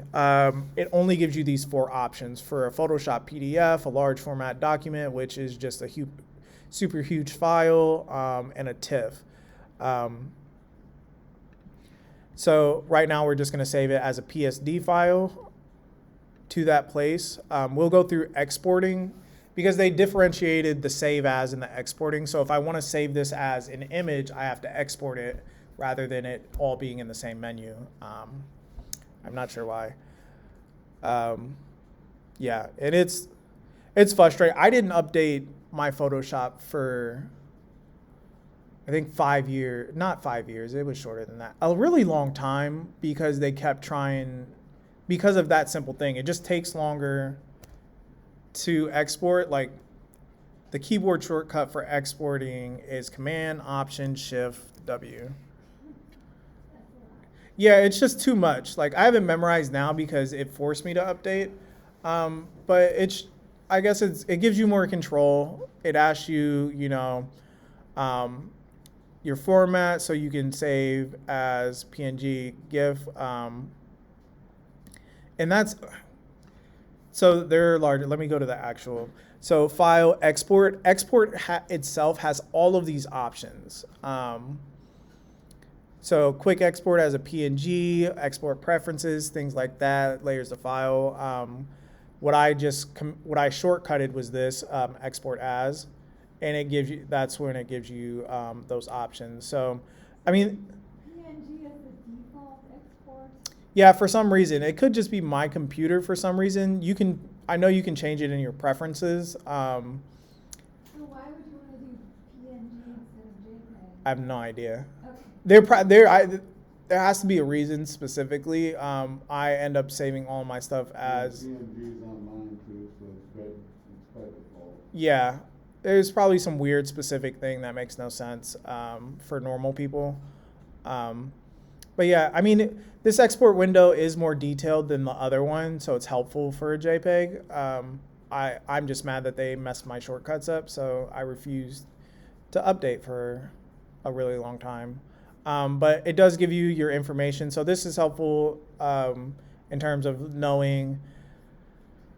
So like for me, when I'm applying to shows and stuff, they ask for like a 5 megabyte file. So here it'll tell me like this is 15 megabytes. So I'll have to use my sliders or come in and, it can only be a certain pixel size. So like, They want to learn that too. yep. And they're all tethered together right now. So it'll scale things up. It'll tell you what the scale is. So there are a lot more options, and I guess it's more helpful. It's just they changed something that's been like that for 20 years, and I didn't want to do it. But yeah, that's how you export to a JPEG. And so it'll ask this. You'll go to export, and then it'll let you designate where documents. So it's pushing all the layers and creating one image? Yes, it compresses down into a single layer. So you need to be careful that you don't delete your PSD. You want to save both. You want to save first and foremost a PSD file because that is your actual file you're editing. And then when you go to export your final JPEG image, that'll be saved as a JPEG itself. So you want to make sure you keep everything with your layers. There is you can save as a TIFF too. So TIFFs are large format files that it actually preserves your layers. So that's why it's in the save as. You can save as a TIFF file. I never do. Personally, I just either switch back and forth. So yeah, you have to be careful because it will compress all of your information down. But yeah, so I was saving. So did I save it? Nope, because I didn't save the file name. Or yes, I did. So it's saved there. Yeah, and if you try and save with the same name, it'll ask you to replace it. Boop. So I'm gonna open a recent document. We'll do the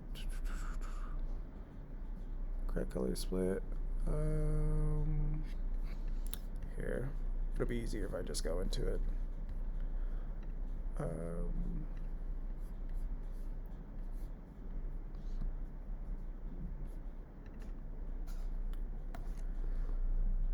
So this is a working file. I have a show in Cleveland next week that I'll be going to, and so this was the piece for that I then turned into a CMYK. So these are all my adjustments, and there's actually more because I have to compress some of them. But so these figures here are all in their own folder. And so I wanted to put them in their own folder so that if I needed to add an adjustment over top of them, they're all in one place that only affects that one specific folder. Yeah, it just makes organizing, and it also makes sure that. So what's the theme of your show you're going to? The theme of that show it's called Your Garden Glow. I don't really specialize in nature work, but I had an idea for a shoot that involved the garden, so I just made a piece from my previous body of work about this. Is this your final piece?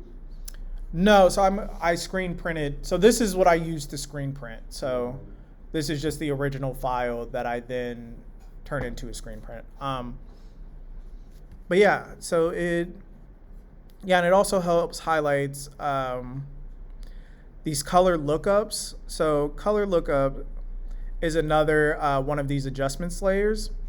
So if you click on it, there are these different folders, and it's a ton of color correction stuff you can do. I'll switch over to our previous So file. you're making that into a t-shirt or a canvas print? It's a 32 by 20 screen print on fabric.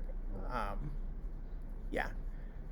So it's printed on fabric and then stretched. So you're actually printing it and then it's not gonna distort your image? No, it's stretched while I print it, and then Oh, okay. it stays in that shape. Yeah. So yeah, color lookup is another adjustment that might be helpful. So I had 6 color lookups activated, and they're just layered over. And that's because I'm distorting the image so much, but they can be helpful in smaller things. So boom.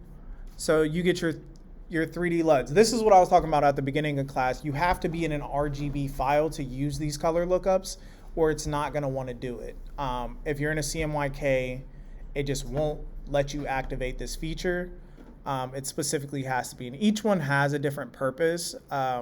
So we have crisp warm, and it applies a general filter over it. So it's really helpful in adding filters and things like that. Yeah, and some are, so like fall color. So it'll designate, and you can come in, and I always use these blending features because just having that raw, let's pick a lookup that's really obvious that looks bad. So night from day. So this is trying to turn it into kind of a night scene. It's applying a general filter over everything. It looks really bad in terms of it's just covering the complete image. So I use these blenders on top to kind of either adjust it or just to get it to work a little bit better with the layer itself. Can And you tweak those adjustments like you can in the Lightroom and make them your own and customize them, or no?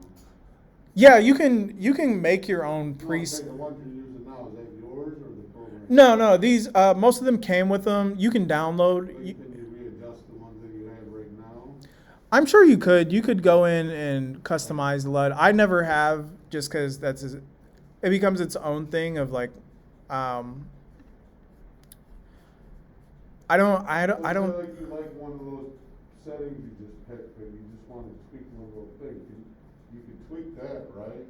And then save that setting for the next photo or apply it to the next photo? I'm pretty sure you can. So Well, I'm just asking. I don't. I'm pretty sure you could. I'm familiar with GIF, but I haven't really worked with editing programs. Yeah. It's not Lightroom. Yeah, I'm pretty sure you could go in and, let me turn this back off. You could go in and adjust kind of like contrast and things like that, but I think that becomes its own kind of file. Like these I download, so their extensions are like .cube. You have to use an exterior program to make those adjustments, or to create those custom filters. Yeah. But yeah, so these are just helpful filter wise. Same with there's a camera filter here. So create a new photo filter. And so you can come in and you're adding this adjustment. So this is warming red, or you can go down to cyan. And it's a lot more subtle. It's just addressing kind of one particular aspect. So tinting it to these lights, and you can change the density of how much you want to go through. Is that a picture you guys did in class or anything? Yeah, so this was from this wasn't the model we shot. I did some shooting the day before down there. A friend came and helped me out to do a shoot so that I had examples and stuff. So yeah. Yeah, these photo filters are definitely helpful. Yeah, so yeah, and we already went. Like in Photoshop, sometimes you just gotta dive in and start just pressing all the buttons. Yeah. The image that you don't want to permanently mess up and then learn by doing it. Yeah, I 100% recommend, like, most of this stuff. I'm telling you all this today, but it's a lot. the best thing is, like he said, to go in and just start messing with stuff, just like playing with sliders, seeing what it does, how it affects it, like how it affects an image overall. Is definitely the best way. The last thing I want to talk about is masking. So masking is really important. It's one of the most helpful tools in Photoshop. So masking is an editing technique that is used to make changes to only a selected part of the image. The mask is created to sit over top of the adjustment layer and block or mask an area of the image that you do not want affected by an adjustment you created. So start with a photo that needs adjusting. As in the picture, this picture is pretty good, but could definitely use some adjusting. I'm going to add more contrast into the blanket by making an adjustment, by making a levels adjustment and bringing the darker tones slightly. I'm going to use masking in order to deal with just that area. I start by making a levels adjustment layer, adjusting the midtones to bring in more shadows. So this right now is just editing the overall image. Let me switch the order of this. So here, we have a ton of adjustments open, so I'm gonna delete these. I'm gonna come in.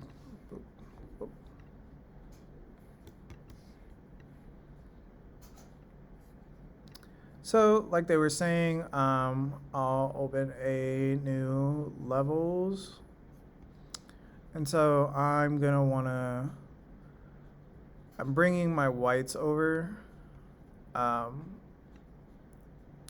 my darks, and so I only want it to affect, say, the background. So this white box here, this is your layer mask. When you go in, so your white and your black, yeah, I'll go back to the slide. Yeah. So now everything in the image is darker while still clicked onto the levels adjustment layer. I select the paintbrush tool. So this is critical. You must be on the adjustment layer you want to create a mask. Please don't forget you have control over the size and hardness of your paintbrush. Make sure that you are using an appropriate size and hardness. A higher percentage of hardness will give your mask sharp edges, and a lower percentage will make your edges feathered. You can also change the size of your tool by using the bracket keys. So just your bracket keys for bigger and smaller if you want to use the shortcut. So where's my paintbrush? Right here. So you want to make sure it is black and white. And then, so the bracket keys, whoops. So the bracket keys will just make it bigger or smaller. And like before, you can change the size up here also. But what you're doing is painting directly onto that adjustment layer. And so whatever's white is gonna be affected by the adjustment, and whatever is black isn't. So I wanted to just change the background, and now I'm using black to paint out his body. And you don't have to just use the brush. You can also, like before, use the selection tool. So selecting just his body. You have to make sure you're still on the adjustment layer. I can just delete that out and it'll include it.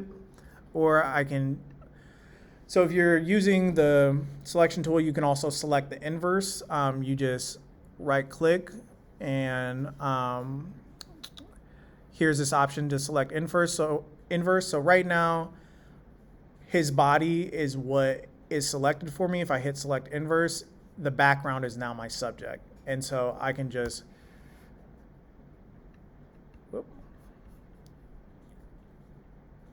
use that as an outline to keep me within where I want to be. So even though I'm all in there, it's not affecting the figure itself. It's only affecting the background.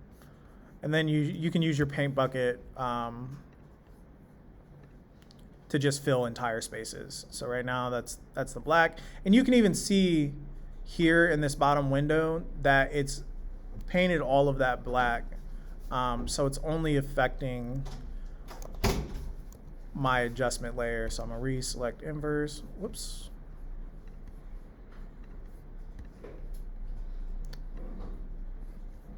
So now I'm only affecting what's in the body. And so same thing, you can see that silhouette there.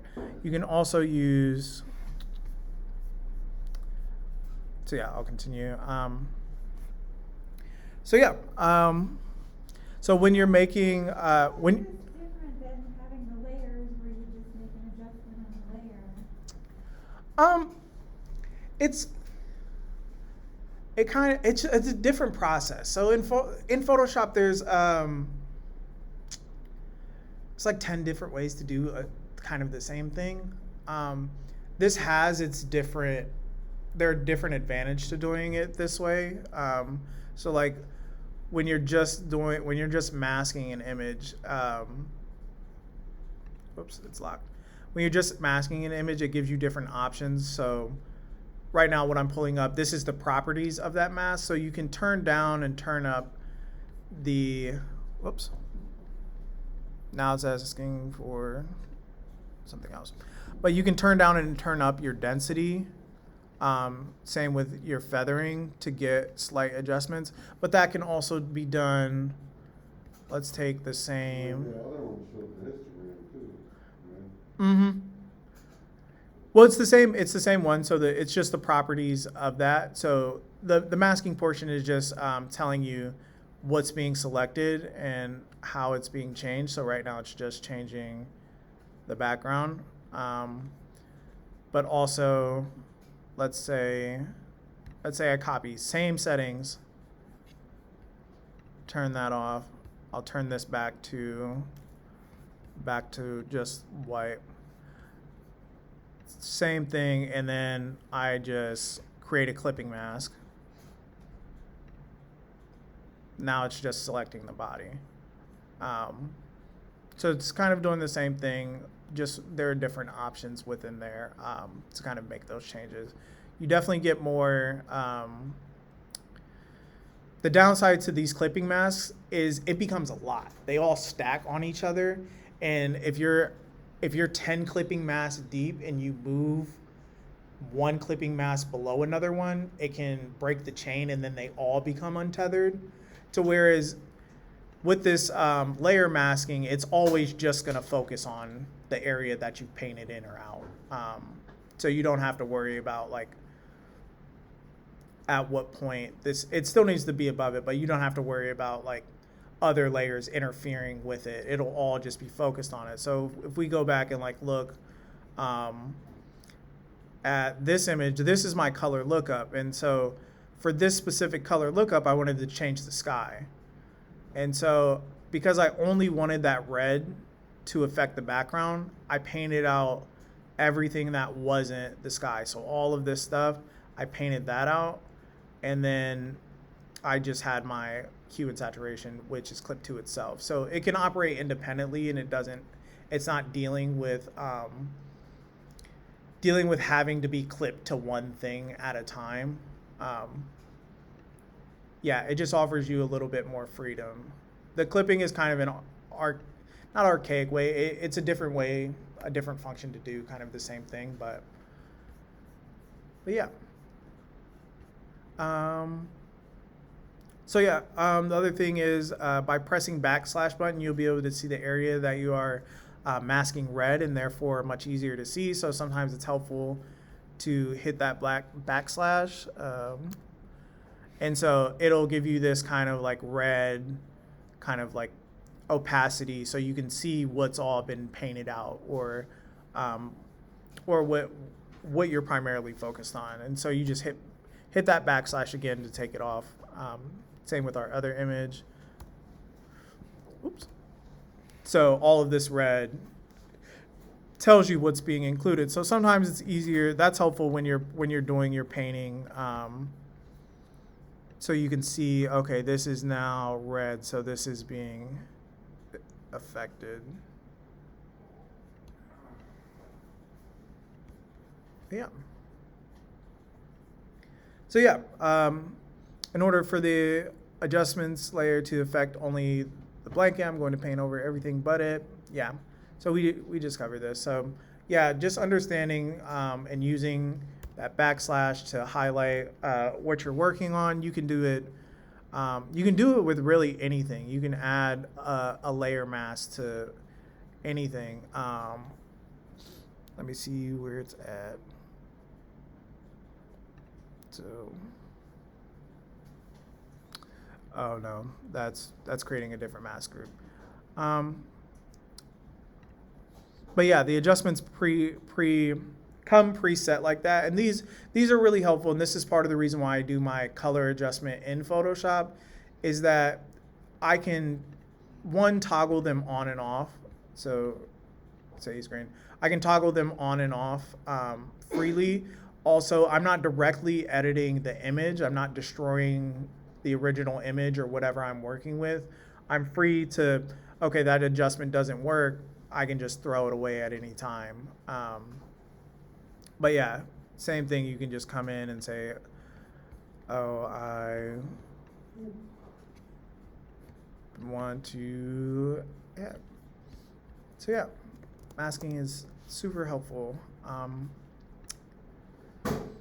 Yeah, and so mask properties, so you, like we talked about before, this includes how dense the mask is, how feathered the edges are. You can also invert it to now mask the opposite area of the image. Yeah, and you just do that through these sliders and also the refine and invert selection. So to get there, you would just click on your mask itself, the white square, and it'll pull all that up for you. So yeah. Do y'all have any questions? Sorry, I know that was a lot, and that's, I kind of just covered the bare minimum basics. Like, there's still a ton of like options down The here. thing about now, I know like years ago, I used to do Photoshop, didn't have it now, but they had built-in tutorials too. Yeah. If you wanted to learn how to do something or you forgot how to do it, there's tutorials built right into the Photoshop. Yeah, and they definitely have their, so Adobe has their tutorial section, but it can be, it used. It's built right into Photoshop now. Yeah. Yeah. I mean, you can get the tutorials right in Photoshop without going to the website. Mm-hmm. And that helps with some of the specific stuff. I still use, it used to be kind of the Wild West of like, you can just look up any, so like Photoshop tutorials. It used to be that you could find like pages and pages on tutorials, and you still can for the most part. You just have to know what you're looking for in terms of like, I need this one specific kind of adjustment, or like they have like these blogs of like 74 best Photoshop tutorials on your skin, and they're just giant lists. But have you used the tutorials that are built in? Like, No. Because if you click help, it pulls up, it's all organized. It's not like the Wild West. But if you go to the help menu and click hands-on tutorial, it pulls up a menu right there in your screen. Oh, nice. And they actually got it organized too. I mean, I wish they had this years ago. That's why I gave up Photoshop and started using GIMP. Yeah, so GIMP is a free kind of clone of Photoshop. It's a lot different. There are different things. Big learning curve. Yeah, but so yeah, and I mean there are probably 100 tutorials here, but there are thousands of tutorials out there. This is a really helpful like learning thing. So like adding a photo, so you can add colorful light and effects to photos and things like that. It helps people too, like just to learn the basics. If you know that field. Yeah. I've been teaching my daughter how to use it too, and in the process of doing that, I'm teaching myself. Mm-hmm. Yeah, so there's a ton of like painting stuff, but there's also an endless amount of stuff online too that you can still learn from. I enjoyed the Wild West portion. I keep saying it like that. I call it that because now we've moved to a subscription-based society where everything is a subscription now. So like all of those old tutorials used to be free. Like people would just upload them online or whatever, and you could just go through. But now the vast majority are behind paywalls, which rightfully so. You're taking somebody's time and to make these things. So I get it.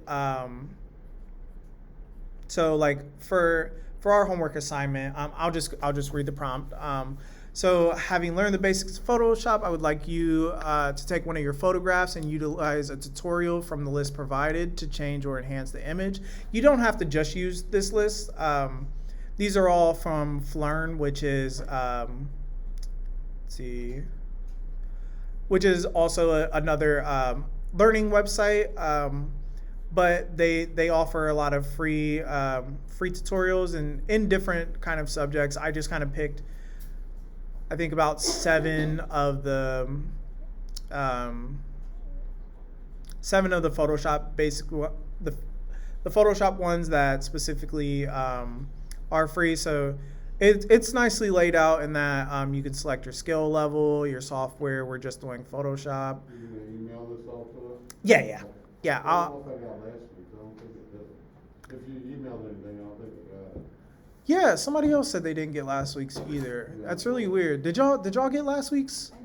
Okay. It's really strange. I did. I'll check right now, but I checked earlier this week. You didn't see them, not unless they went to my screen box. Huh. Yeah. But I got so many emails. Yeah. You viewed under Munson, right? Did you send it in? Yeah. So, but yeah, Phlearn is just, there are endless amounts. Honestly, if you're going to pay for subscriptions in terms of learning, Oh,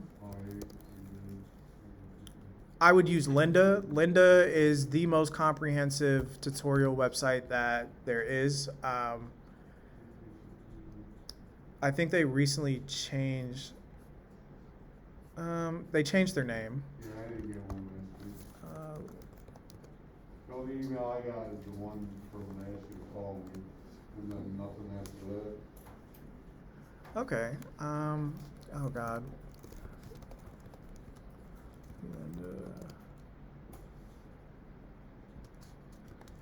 So Lynda changed its name recently. I can't remember what it is.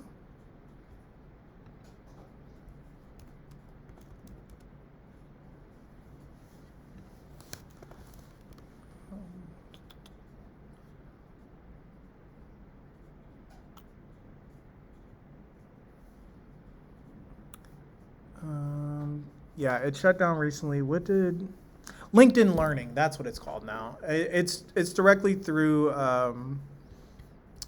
LinkedIn because they bought it. Because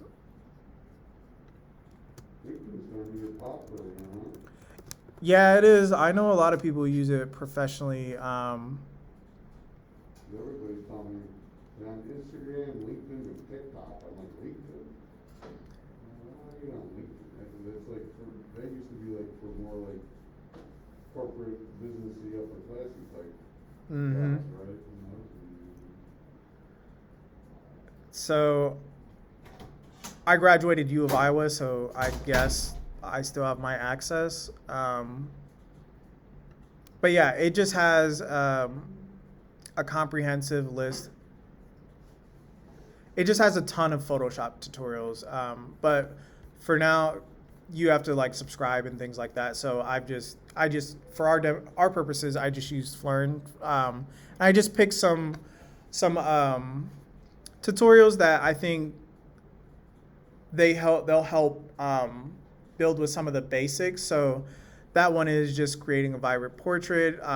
There's one removing debris. So it's literally just taking debris out of an image. So practicing retouching.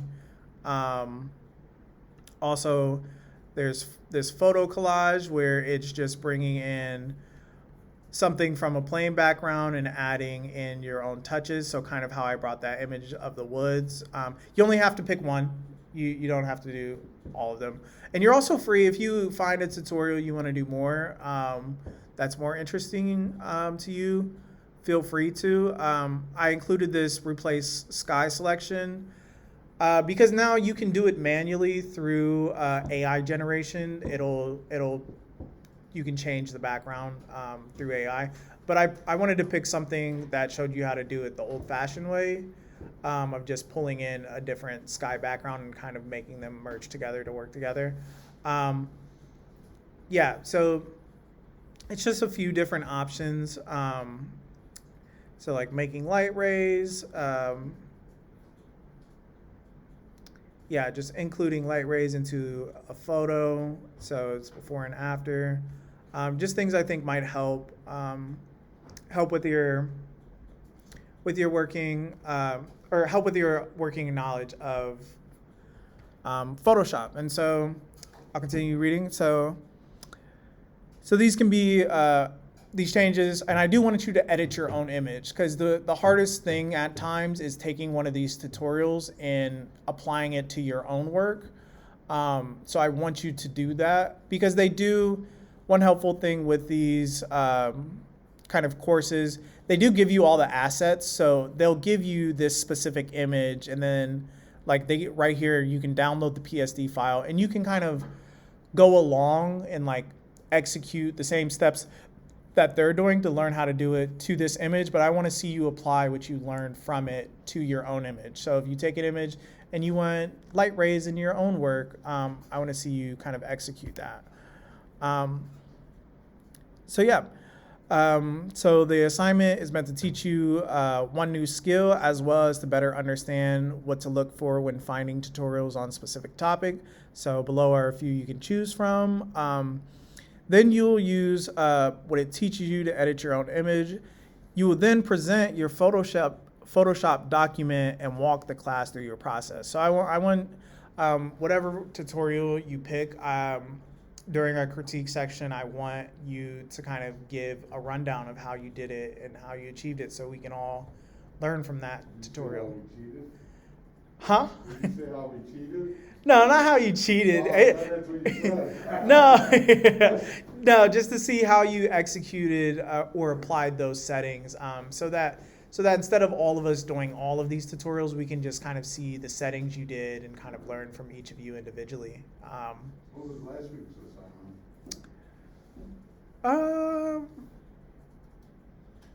Mood portraits. Yes. Yes. People on moods? Like movies? No, kind of. It's just, yeah, so picking a specific emotion and using photography to highlight that specific mood. So using editing in-camera raw specifically to either exaggerate or highlight a specific emotional state. So, but yeah, so, and then this is then in conjunction with that. Have you messed with I know, I'm not for AI, but, and I know you aren't either, but have you messed with it in Photoshop? No, I love to have time You can actually change people's directions of their eyeballs, Uh-huh. their smile and frown. I'm like, this is crazy that they're coming out doing that. Yeah, it's wild. And I do believe it's a tool. I feel like tools are meant to be used. An eyeball or two on a photo shoot here and there. Because people won't sit still. You always get that one person that moves and looks in different directions. Yeah. You find a perfect picture and you see their eyes, or somebody has, I don't know, cross-eye or something like that, and they actually fix the eyeball or something for it. Yeah. Yeah, I've had to make adjustments. It can be helpful. I think it has a place, and it'll definitely be used in the future. But right now, for where I'm at, one, I don't have the time to learn how to do it. I have 4 jobs, so I'm kind of spread a little thin. But yeah, I think it definitely has a place, and it's not going to go away, and I think it'll become a part of the discourse. Yeah. But yeah, I also wanted to show, so this is Pixabay. Pixabay is a free asset sharing website. So if you do need assets and you can't make them yourselves, or you don't want to make them yourselves, it's perfectly fine. You can use websites like this that specifically give you can get assets. So say I want fire. So up top is the sponsored, so that's using probably Getty Images or something like that. But then it has all of these inputs that are from that are uploaded onto the site, and so you can download these for free. It shows you how they were shot, how many saves, things like that, and a lot of them have. Let's see. So there it is. So it has a Pixabay consent license. So each one will tell you what that person is comfortable with in terms of that image. So this person says use content for free, use content without having, so you don't have to tell anybody that you used it. They're fine with that. You can modify or adapt the work. But it also tells you what they don't want you, what's not allowed, what it's not allowed to be used with. You cannot sell or distribute this content, so either a digital or physical form. If the content contains trademarks, things like that, or it's used for commercial purposes, they don't want you to use that. So Pixabay has a built-in free license summary that it informs you of what people are comfortable with and how to use it, so that you can respect your decision, but also it protects them and it protects you. So there's no kind of like wishy-washy, like, oh, I didn't know that they didn't want it to be used. There's a whole license that tells you, please don't sell this or use it in commercial work. And each one will be different. So like either different or similar. So you can go through, yeah, and it'll tell you what it can be used for and what it can be adapted for. But yeah, and then you can download it and you can choose your file size. So it's a really helpful way. You can also do this manually on Google. So,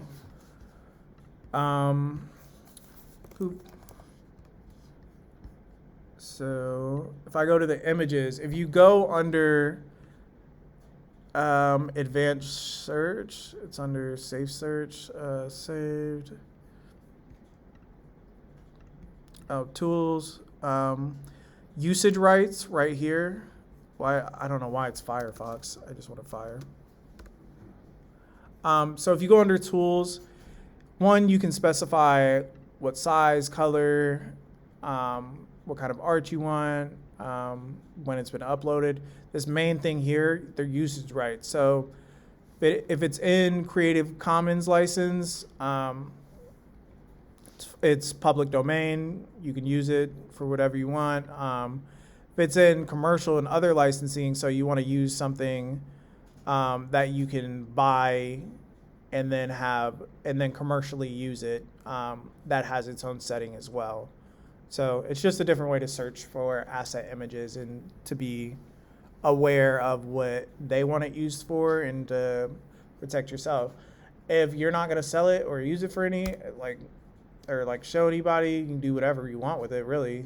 But it's an ethics thing. It's up to you. There's a lot of ethics in this. But yeah, so I'm just giving you the resources. You're free to. I mean, personally, I know I have work from like my earlier years that I definitely I couldn't use in anything because I pulled assets from something, and that's part of the reason why I started making my own assets is because I didn't want to have to worry about any of this. It was all very confusing. I took a picture at a yoga studio one time, and they posted it on their website, and whoever had made the graphic in the background made them take it down. Yep. Like it was a picture in a public place. Mm-hmm. But then your yoga studio used it? On their website, just for an event that happened there, and it was in the background. Yeah. So because you as a person, you're fine, but then they're using that to promote themselves, and that becomes a commercial application of their logo that happens to be in it. All we could have done is like white it out. Like I didn't even notice it. Mhm. That was a piece of art. Yeah. If I worked for the yoga studio, like if I was the person who ran that account and I had Photoshop knowledge, you could just blur that out and do exactly what you're saying, and they couldn't say anything. But that's why it gets confusing, especially now. It becomes a lot. So what about public art, like a mural? Like that's in the background of some of my you afraid of No. losing it? No. Yeah, the bathroom's straight down the hall, right by the stairs. No, you shouldn't be because pictures are in the public domain. So like, say I was to take a photograph of me in front of like you were saying, like some giant public art, and then submit that as my own artwork, there would be concerns, and there could be litigation for that. So like if I submitted it, but if say I'm taking that picture of that same piece of art with me in it, and then it's having some type of discourse about, it's hard to give an example without a specific piece of art. But like I'm having a specific kind of discourse about the work that's in question, and say it's a sculpture of a woman, and then me inserting myself into it is having some type of commentary on, say like beauty standards or something like that. Then that becomes its own kind of separate. Well, can I give you an example? The Yeah. girl that you took a picture of yourself in front of, where The one Stephen Helen did? yeah, that is right across from my office. And Yeah. we want to take group photos of our different offices so that people can find us. So that would be a visible landmark to help people identify how to find us. But is that? So the way you would credit them when you say you were then to submit it, you would credit the artists themselves. That in the documentation, so you're writing the title, you're writing out when it was shot, things like when the work was created. You would also include a line that says mural by blank artist. I expect we would have done that regardless, but Mm-hmm. it was just all very confusing. Yeah, they teach classes on copyright laws and like all of those usage laws and things like that. I just have a general overview of, like my knowledge specifically is about using assets. And as you can tell, I decided to not use anybody's specifically because it became too confusing to keep track of, but also it becomes expensive. So there was a piece I made and it had 5 different assets that I then hand draw. I used as my reference image to draw by hand. I still had to buy those assets from somebody. So I'd end up spending $200 on images of animals that I was then like, I'm just not going to sell this piece now because there's no point. So now if I do it, I would go to the zoo, take pictures of animals. Like I go out of my way to take those assets and stuff. And I mean, that's not a big part of why I do practical effects, but it does contribute to it because if I make all my own effects or if I make my own water, one, it contributes to the work in terms of you have complete control over what's happening in that environment. What kind of reference image you're getting from that, like using, I keep using smoke because it happens a lot, but if I go and create my own smoke, I can move that smoke around and stuff and like think about, this is my larger portrait I have in mind. I want it to wrap around the face. How am I going to make that happen? And I can tailor it to specifically work with my image. Compared to the other problem I have with assets is it would be close but not perfectly right. Like say something needed adjusted to the left. Now I have to go and manipulate. Sorry, my computer tried to go to sleep. I'd have to go in and like manipulate all that stuff in Photoshop and like make these small tweaks compared to if I just go take the picture myself, then all of the angles are correct and it's just kind of less steps on my end that just make my life a little bit easier. Like there are some things on the long end that it could take me 5-6 hours to edit in Photoshop versus I can go out and just take a picture of it in the next like 30 minutes to an hour. Yeah, it just depends. Yeah, I think it's up to each individual person. I guess if you're making art, it's different. If you're documenting events, there might be incidental exposure to art that is in the background. Yeah, but the laws with that, because I've been doing photo shoots at the art gallery for open mic night. Mm-hmm. And I kind of brought that up, but if your attention is shooting the people in there and you're not concentrating on the art in the background, you're not gonna get in trouble. From what I Okay. understand.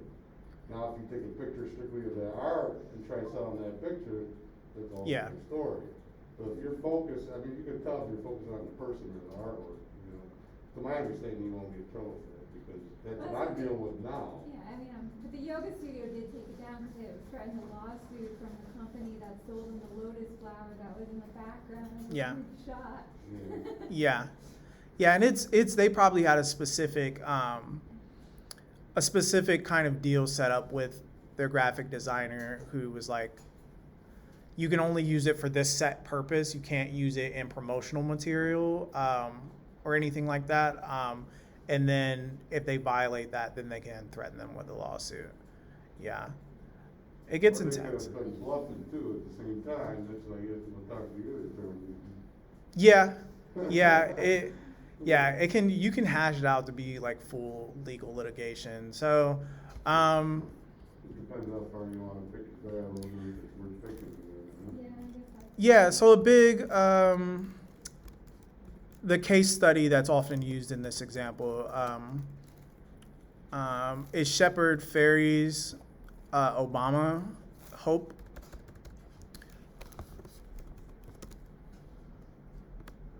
So Obama Hope lawsuit.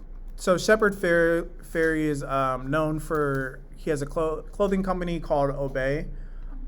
It's a fairly recognized, so it's this Hope picture that was used during his campaign. So the lawsuit that happened is because Shepard Fairey wanted to make this poster of this and to sell it. What then happened was he used this picture here that a photographer, specifically a photographer working for a news outlet, he used the picture from that. Well, that photographer said, that's my work. You can't use it, where I need to be compensated for it. And then they went through this whole legal litigation for 2 years. So he made the argument that he abstracted it enough to be different from the original. It was then proven that he did make it different enough, which I would kind of agree. It's the same. He didn't move enough. He didn't do. Yeah. It's. I'm sure there's a million pictures of Barack Obama in that same photo. Yeah. It's about who has the money. So the guy was trying to sue. Shepard Fairey has billions of dollars because he owns his own streetwear company. He wanted some of that money. I think he won. And I can't remember this. So he was saying that Fairey made $400,000 in sales on the image from websites to posters and things like that. So they agreed to work together going forward. But sometimes in these cases, because he took this photograph at work working for a news outlet, the photographer didn't own it, the news outlet did. He was at work using company equipment, so then it became a thing that the news outlet actually owned. So it can be really intense or confusing, but honestly, until you're at a certain amount of money, most people don't care, or they're not going to chase you down. Yeah. Yeah. Yeah, if he's making that much money, and I guarantee that, I don't know if y'all remember, I remember that photo being everywhere and used for a lot of stuff. So it was really out there, and it was a high profile case, and that's part of the reason why it became what it did. So yeah, that's used as kind of a case study for that fair use, kind of fair dealing work. Yeah. Andy Warhol had the same problem with more Yes. than one of his things. Yeah, so that's the thing with pop art, and pulling. I do a lot of collage work too, so it's taking strides to make it as different as possible from its original interpretation or original use, to make it your own, to make it no longer. So I use film stills. So I'll go in and pull stills out, but I also make sure that they're distorted and screen printed, and I've redrawn over them and done all of this additional work to them to where they're no longer their original subject matter, but they're also, they become something else in concept as well. So conceptually they're different, and view-wise they're different. But yeah, oh yeah, I'm also going to introduce your final project today so that you guys have enough time. So this is due, our last class is March 6th. What time is it? Oh God, it's 8:30. So yeah, this is due March 6th. So for your final project, it's the culmination of all that you've learned this class. So the theme or content is up to you. I would like you to follow the workflow that we've laid out so far. So the first step is the planning stage. See, this is why I don't send this until after class. Is the planning stage. I would like you to write out a short paragraph, at least 150 words, detailing what your project is about. This should include direction, your theme, who will be modeling, what lighting you'll use, are there any props, what kind of poses they might be doing, time of day, weather. Be as detailed as you possibly can.